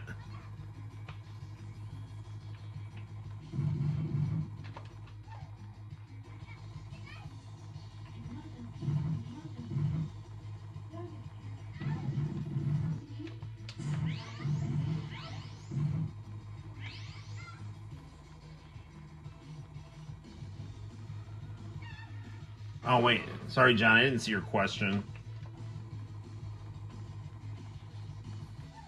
I'll look at it in a minute here.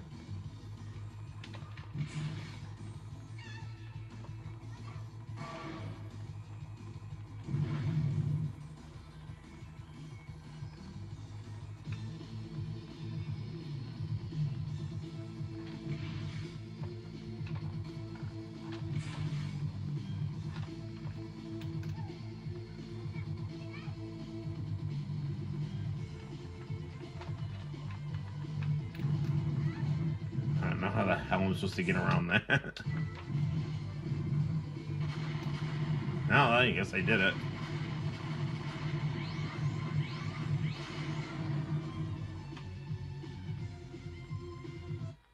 Do you have to know Minecraft to see the Minecraft movie? No. No, you don't. I honestly don't know a lot about Minecraft, and I enjoyed it a lot.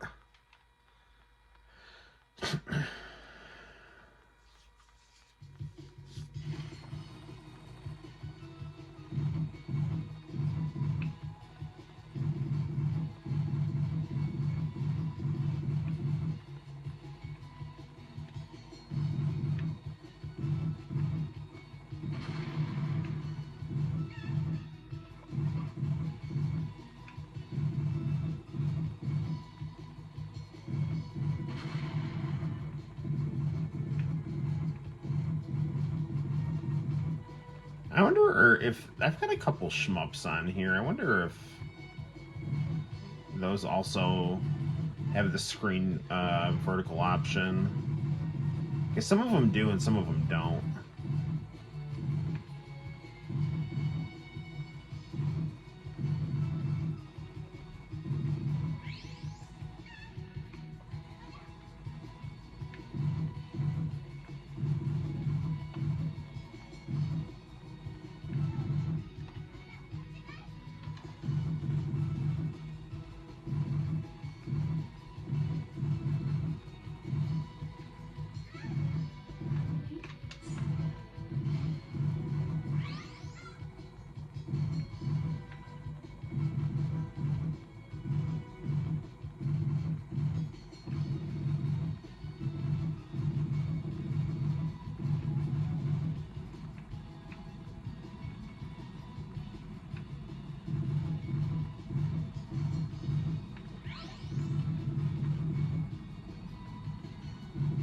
Come on.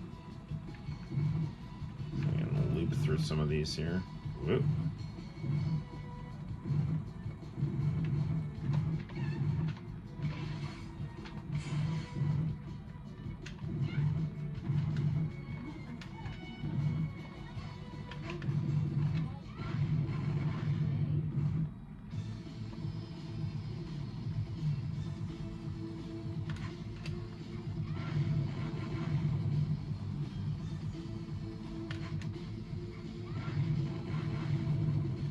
Okay, so that's what those bombs do there. I was trying to figure out how to use those.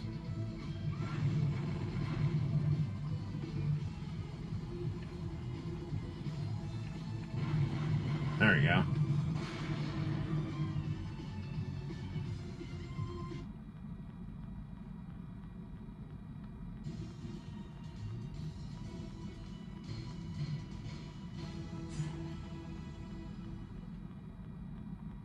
Alright, now I have another shmup on here, and I want to check it out. See if I can also...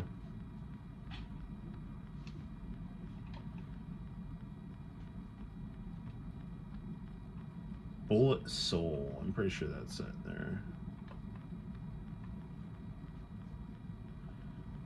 So let's actually... I'll twist this back here.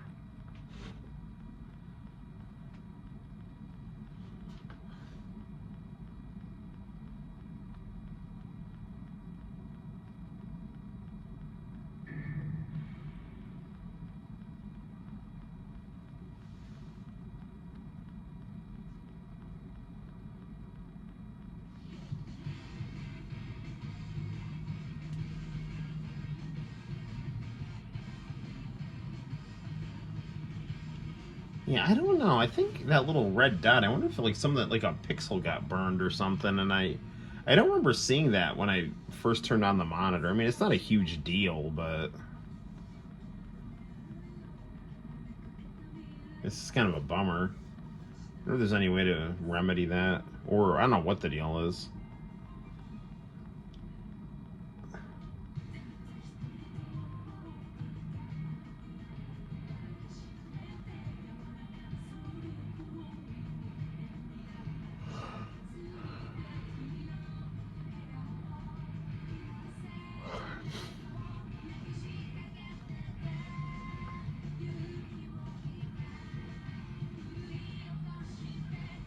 Yeah, I don't know a ton about Minecraft.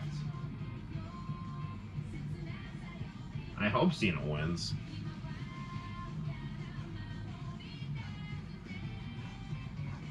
Cena should win and get like a new bad guy look.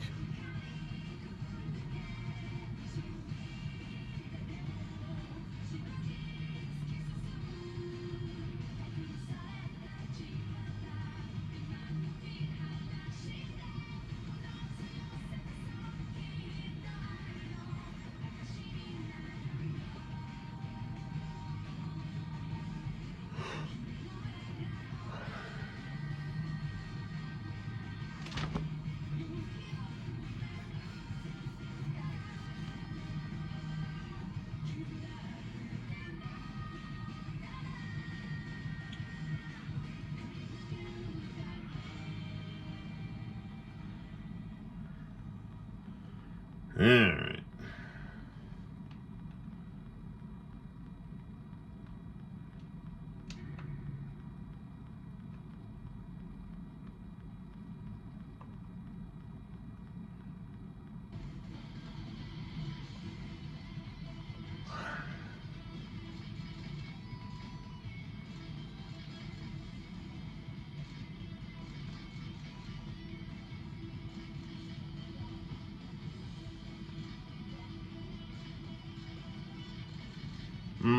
I don't know if I can put this one sideways.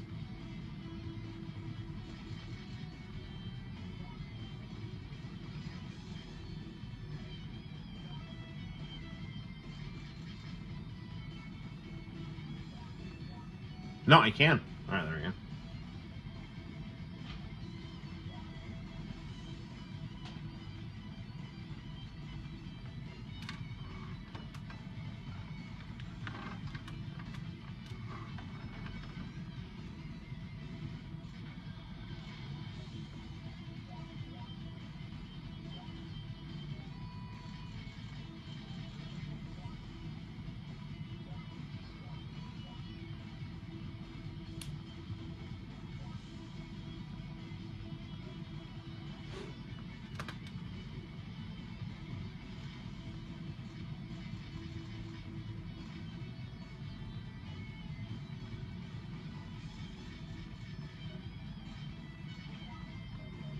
I'm trying to figure out. Okay, I guess that's kind of small though. Can I get it to like fill up the whole screen here? Oh, there it is.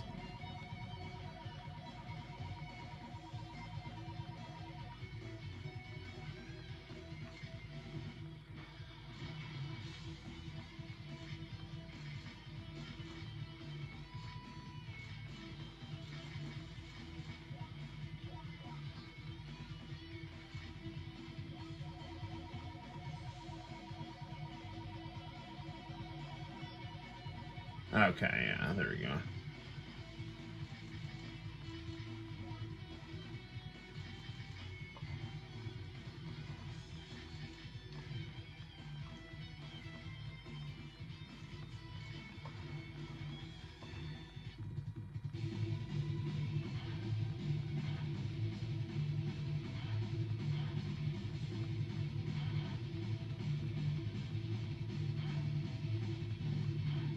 What the hell? Let's go with this girl here.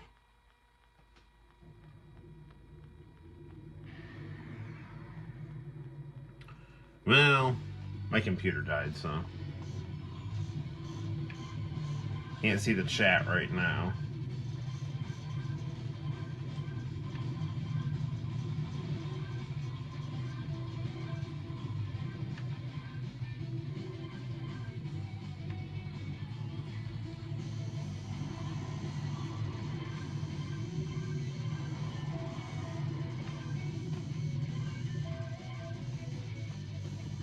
I guess I should. I could always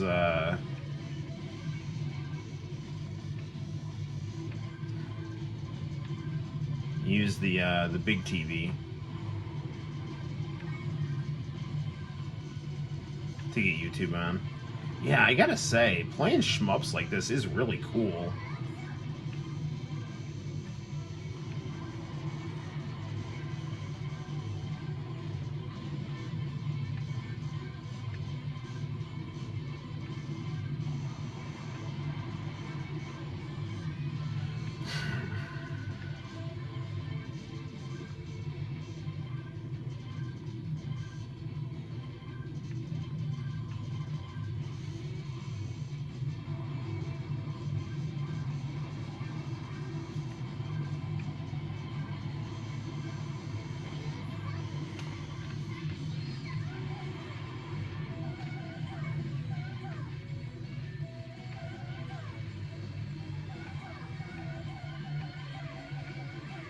Man, this is, like, this game is totally insane. What the hell is going on? I don't even know what the hell is going on here.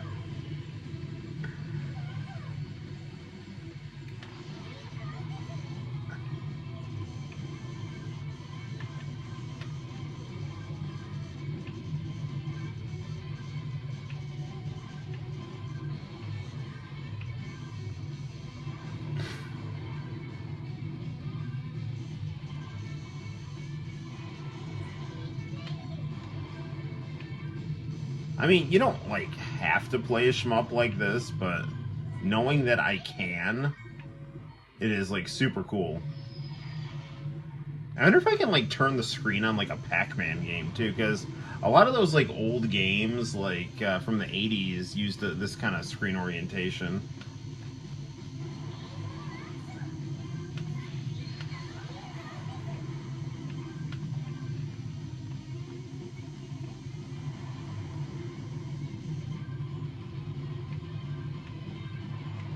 Is that it?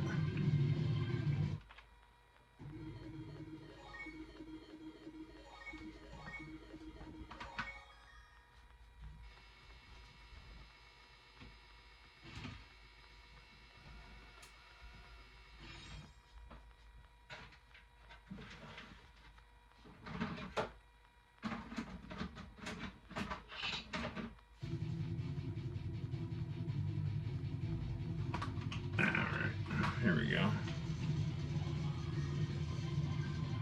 I was gonna try to turn the TV on so I could see the chat, but level's starting, so I'll just check the chat after this level.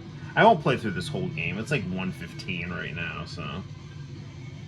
Oh, this game is like super cool.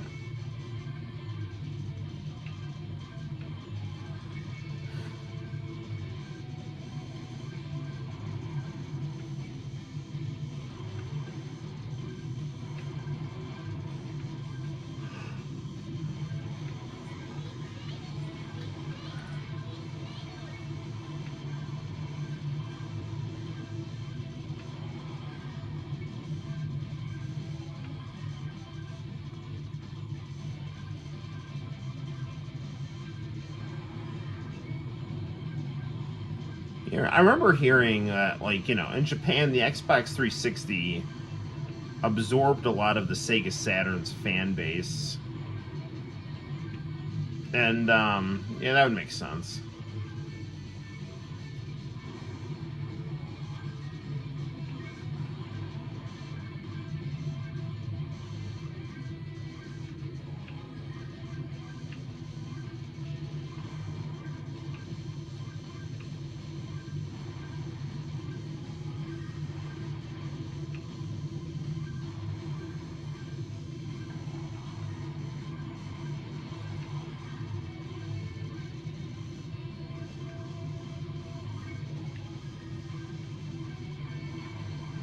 Blowing things up all over the screen.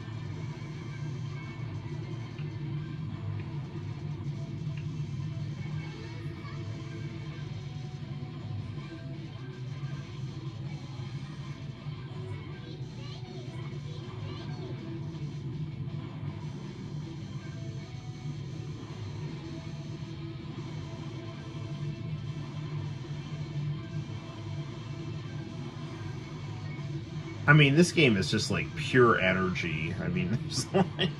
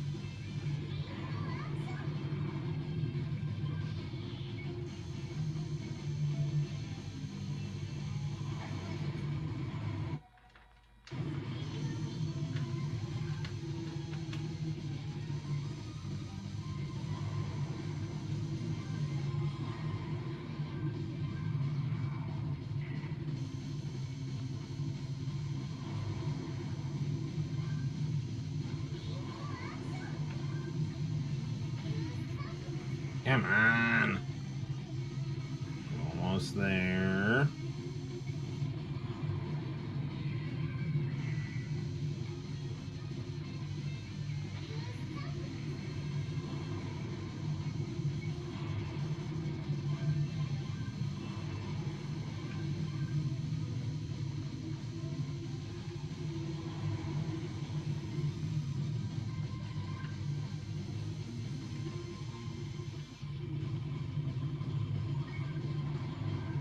And that should do it.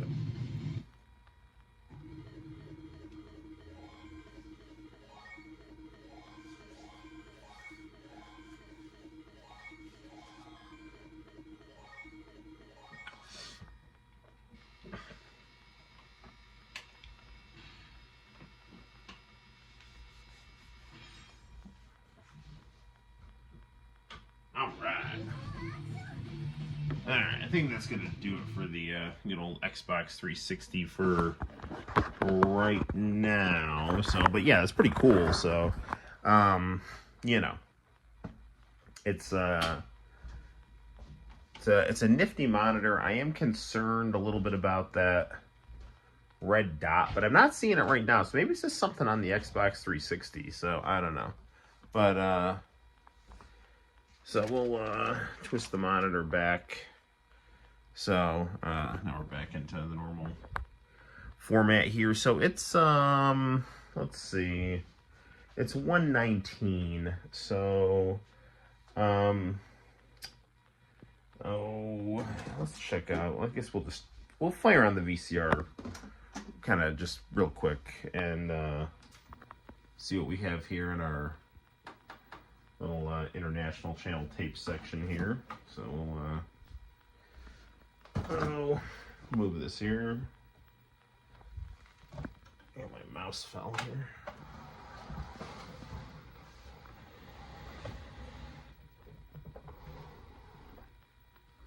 Okay. Set up my makeshift camera stand here.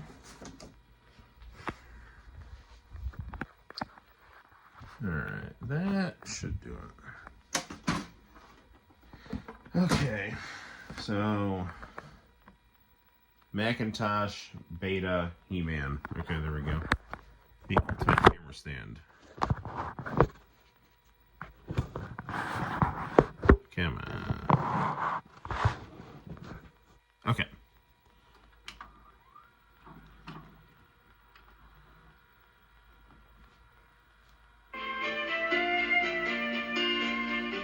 Oh, look, it's Dragon Ball GT.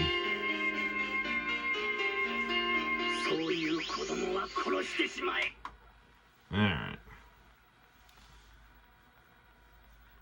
So, in this episode, we have Oob, and he's trying to help out here.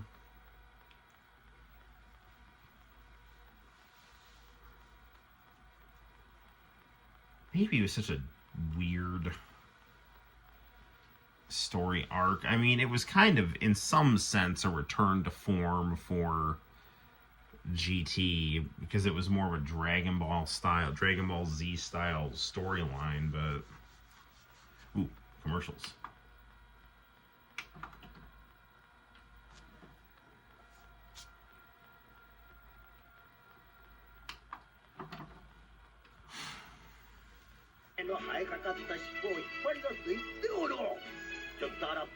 And there was this like whole like weird thing about like Goku like regrowing his tail.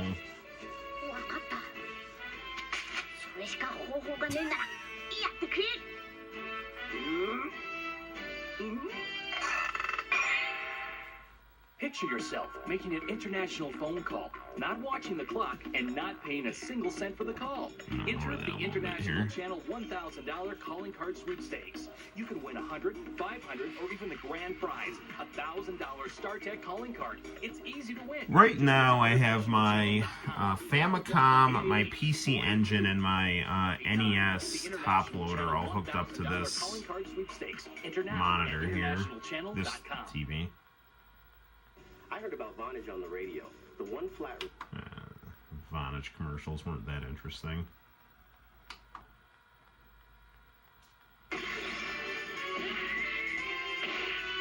Maybe we can watch a little bit of Oob and Baby. なるほど。少しはやるようだな。だが、残念だがその程度ではこの俺を倒せん。さっきまでの俺だと思うが。I mean, this is one of those animes, so that we can't really watch too much of.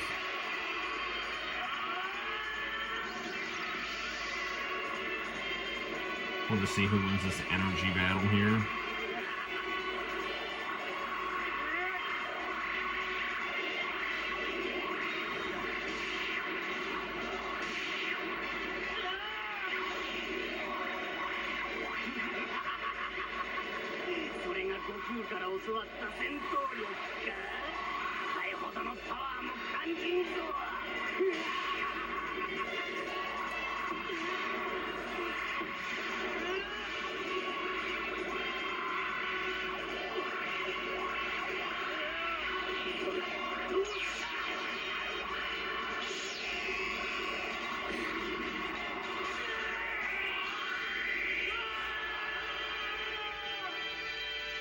Hang in there, Oob.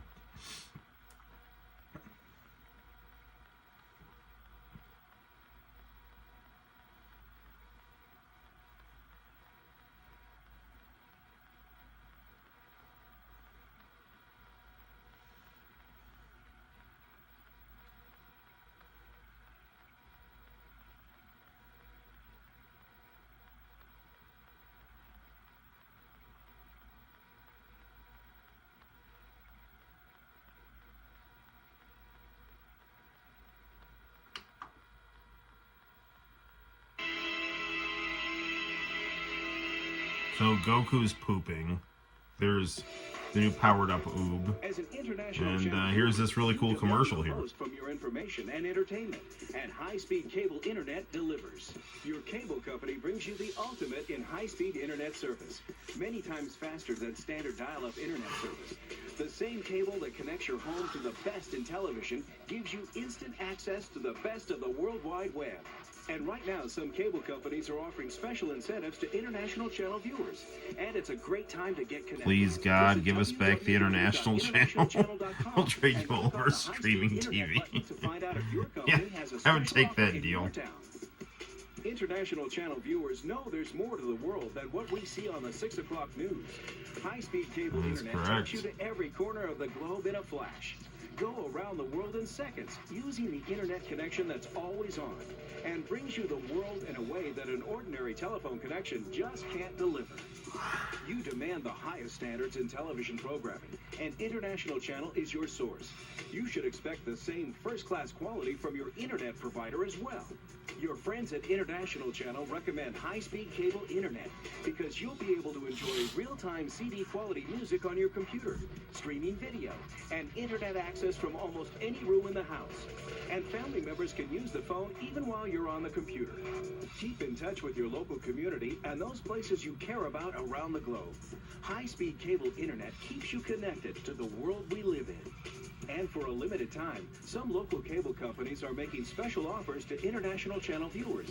To find out if your company is on the list, go to www.internationalchannel.com and click on the high-speed internet button today. Or call 1-888-565-5778 to find out how easy it is to connect with the world around you. Call now.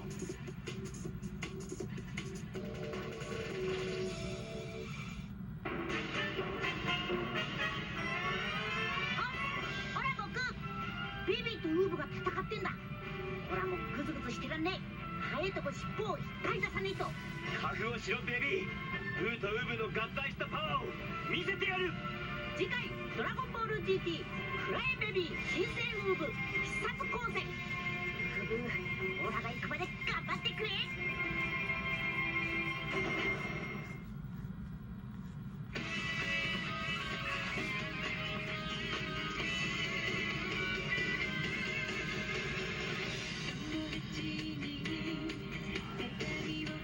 This is such good closing credits.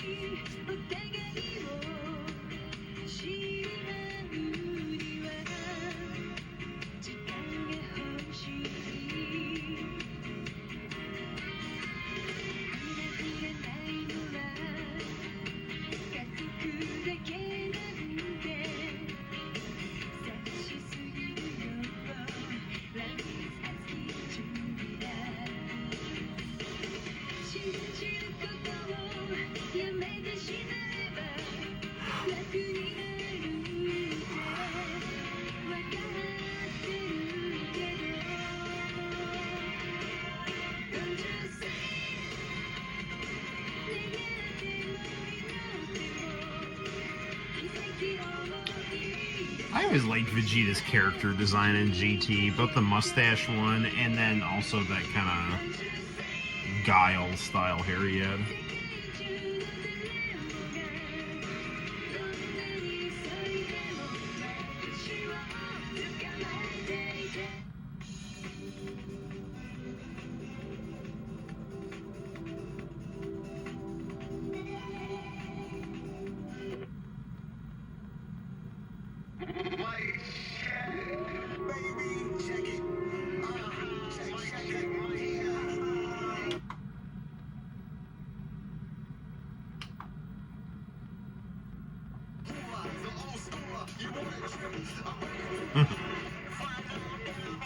Aqua Teen Hunger Force tends to get also issues with the channel because I think it's on Max and they're just really anal about it.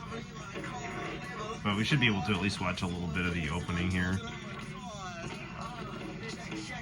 I really like Don't You See, but they're all good. Oh, this is the Ooh Yeesh McTalk.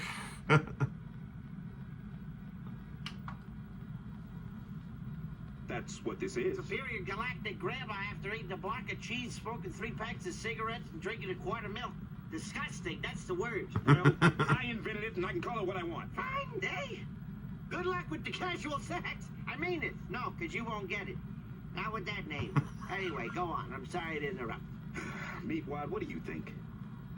My butt itches. All right, fine. What should I call it then? Badass mother! No, simple. Oh, Sheridan. No, badass mother 4,000. Twice as fast as your ass. Badass Mother 4,000. Twice as fast as your ass. I want to get to the part where they talk about the legend of Soltar.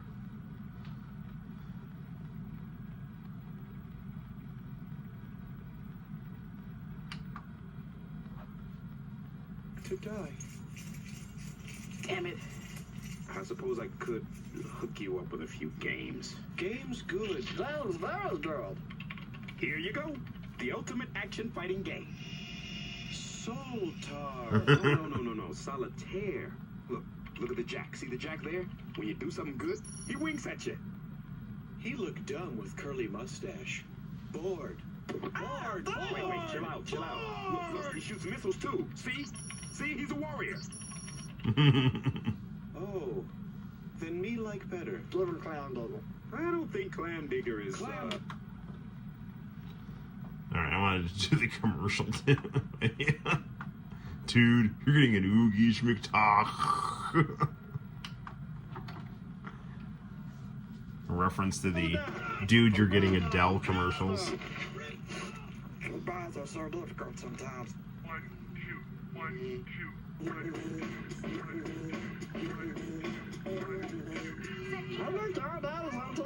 That's right, dude. Send emails from your brain. And now it's got hot new games like The Legend of Soltar.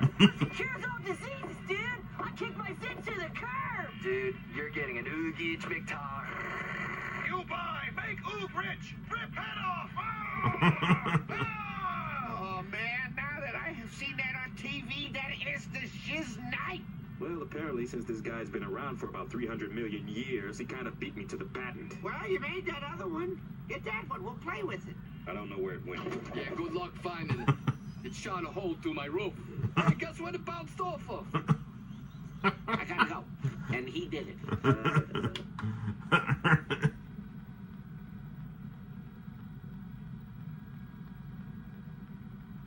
We got C-Lab here. C-Lab, like, was really funny, and I did like it a lot, but I originally like knew C-Lab before Aqua Teen, and then once I started watching Aqua Teen Hunger Force, I quickly began liking that better. But C-Lab was still really funny.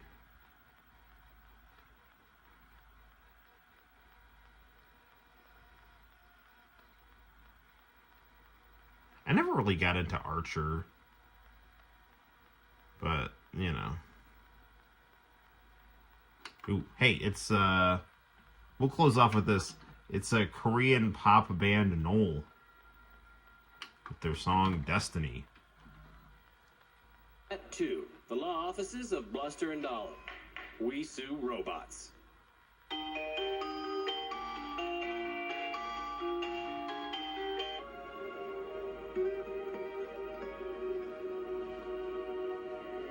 I really freaked out when I saw a music video with my name on it on International Channel about a sad ghost mime clown.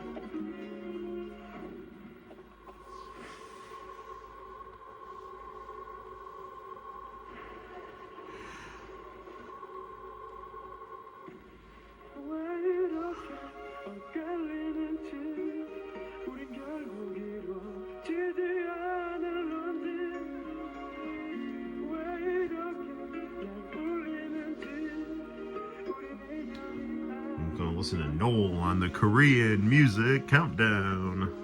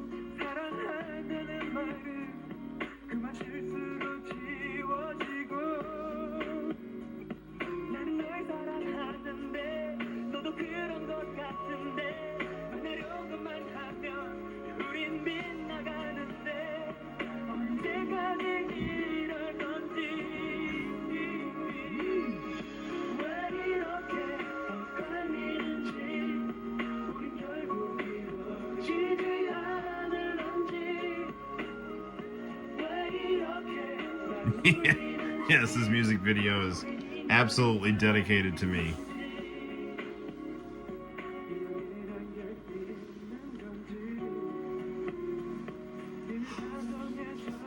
Every Korean music video from the early 2000s had to have a car accident in it. I don't know why, but it was, it was in some contract somewhere.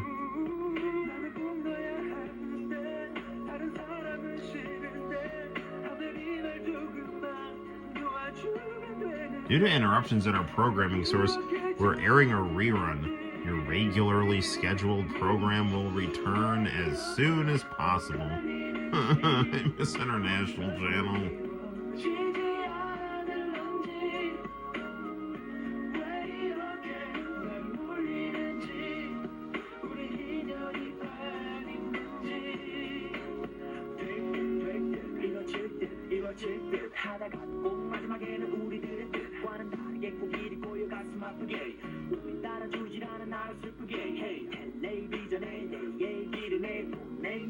Yeah, I haven't had an opportunity to like listen to as much of like today's K-pop. I definitely liked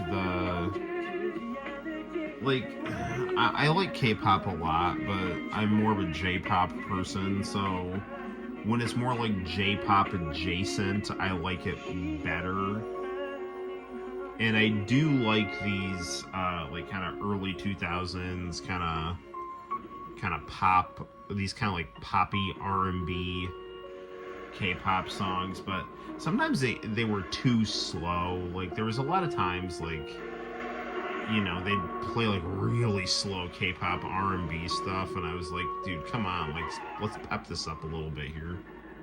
Like this is a kind of a like an R&B song that's got kind of a slow tragedy trope to it, but it's got like a nice energetic bass line that you know, adds a lot of I think engagement to the song and energy and excitement and relatability, you know.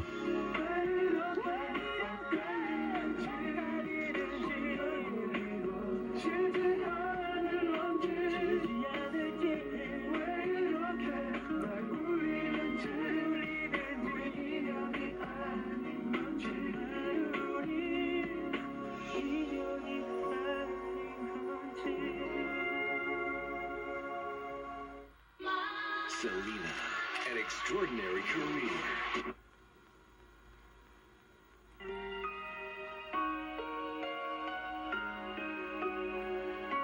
Oh, let's just listen to one more song. This is a good song.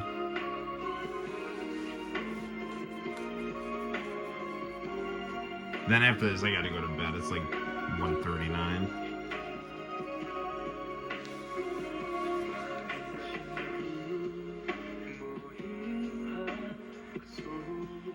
I've got this on the YouTube channel.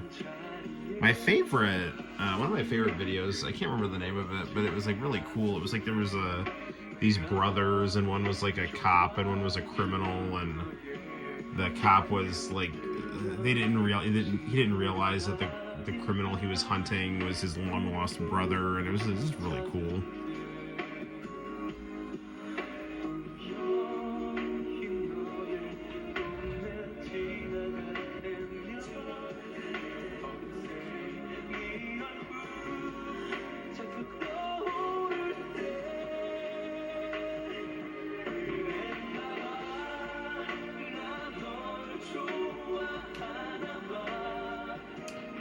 The K-pop music videos from International Channel are more like soap operas. Yeah, I totally agree with that. They were very story-driven.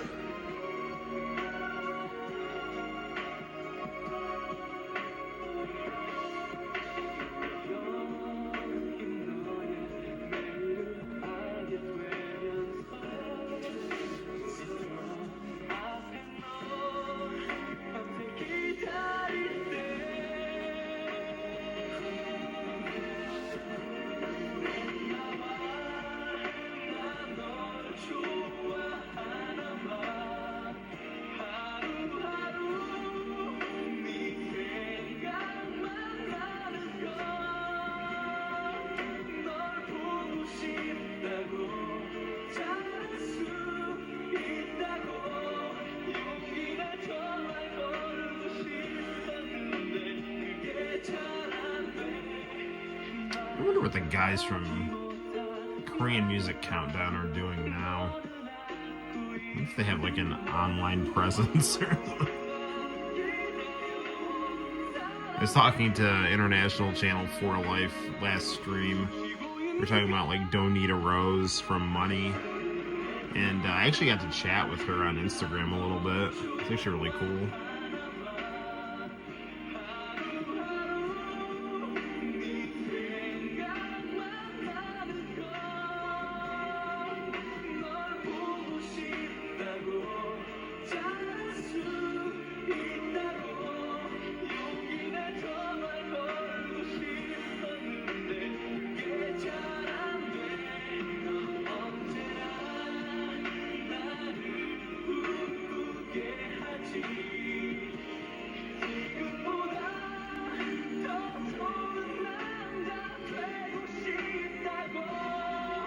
There's another really good K-pop song from around this time by, I think her name was Davi, and it was called, I think it's like Never Say Never. And I remember it was, I had it on the tape of the Mihoshi OVA. It was like, it rolled on like right after the Mihoshi OVA.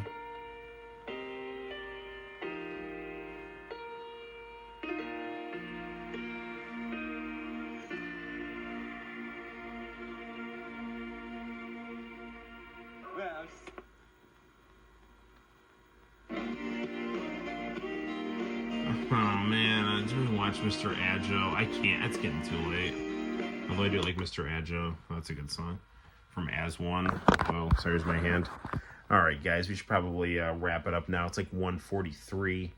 So we're gonna call it for the evening. Thank you for stopping by, for your friendship, your interest in my nonsense, listening to me complain about things, and play video games and watch stuff I like on VHS tapes from the early 2000s. So I'm going to hit the hay. It's spring break, so stay tuned to the Noel ComiX YouTube channel for lots of cool content. We'll try to deliver that over the break. And yeah, international channel K-pop is the best. Absolutely. It's better than everything. So until next time, guys, my name is Noel. You take care, and I will see you in the very near future for more fun and excitement on the Noel ComiX YouTube channel. Diego, thank you for all your friendship, excitement, and generosity and support. Really appreciate it. You're a good friend and an awesome guy. And on that note, I will see you in the very near future. Take care. Stay tuned for more. See you soon. Bye-bye, and good night for now.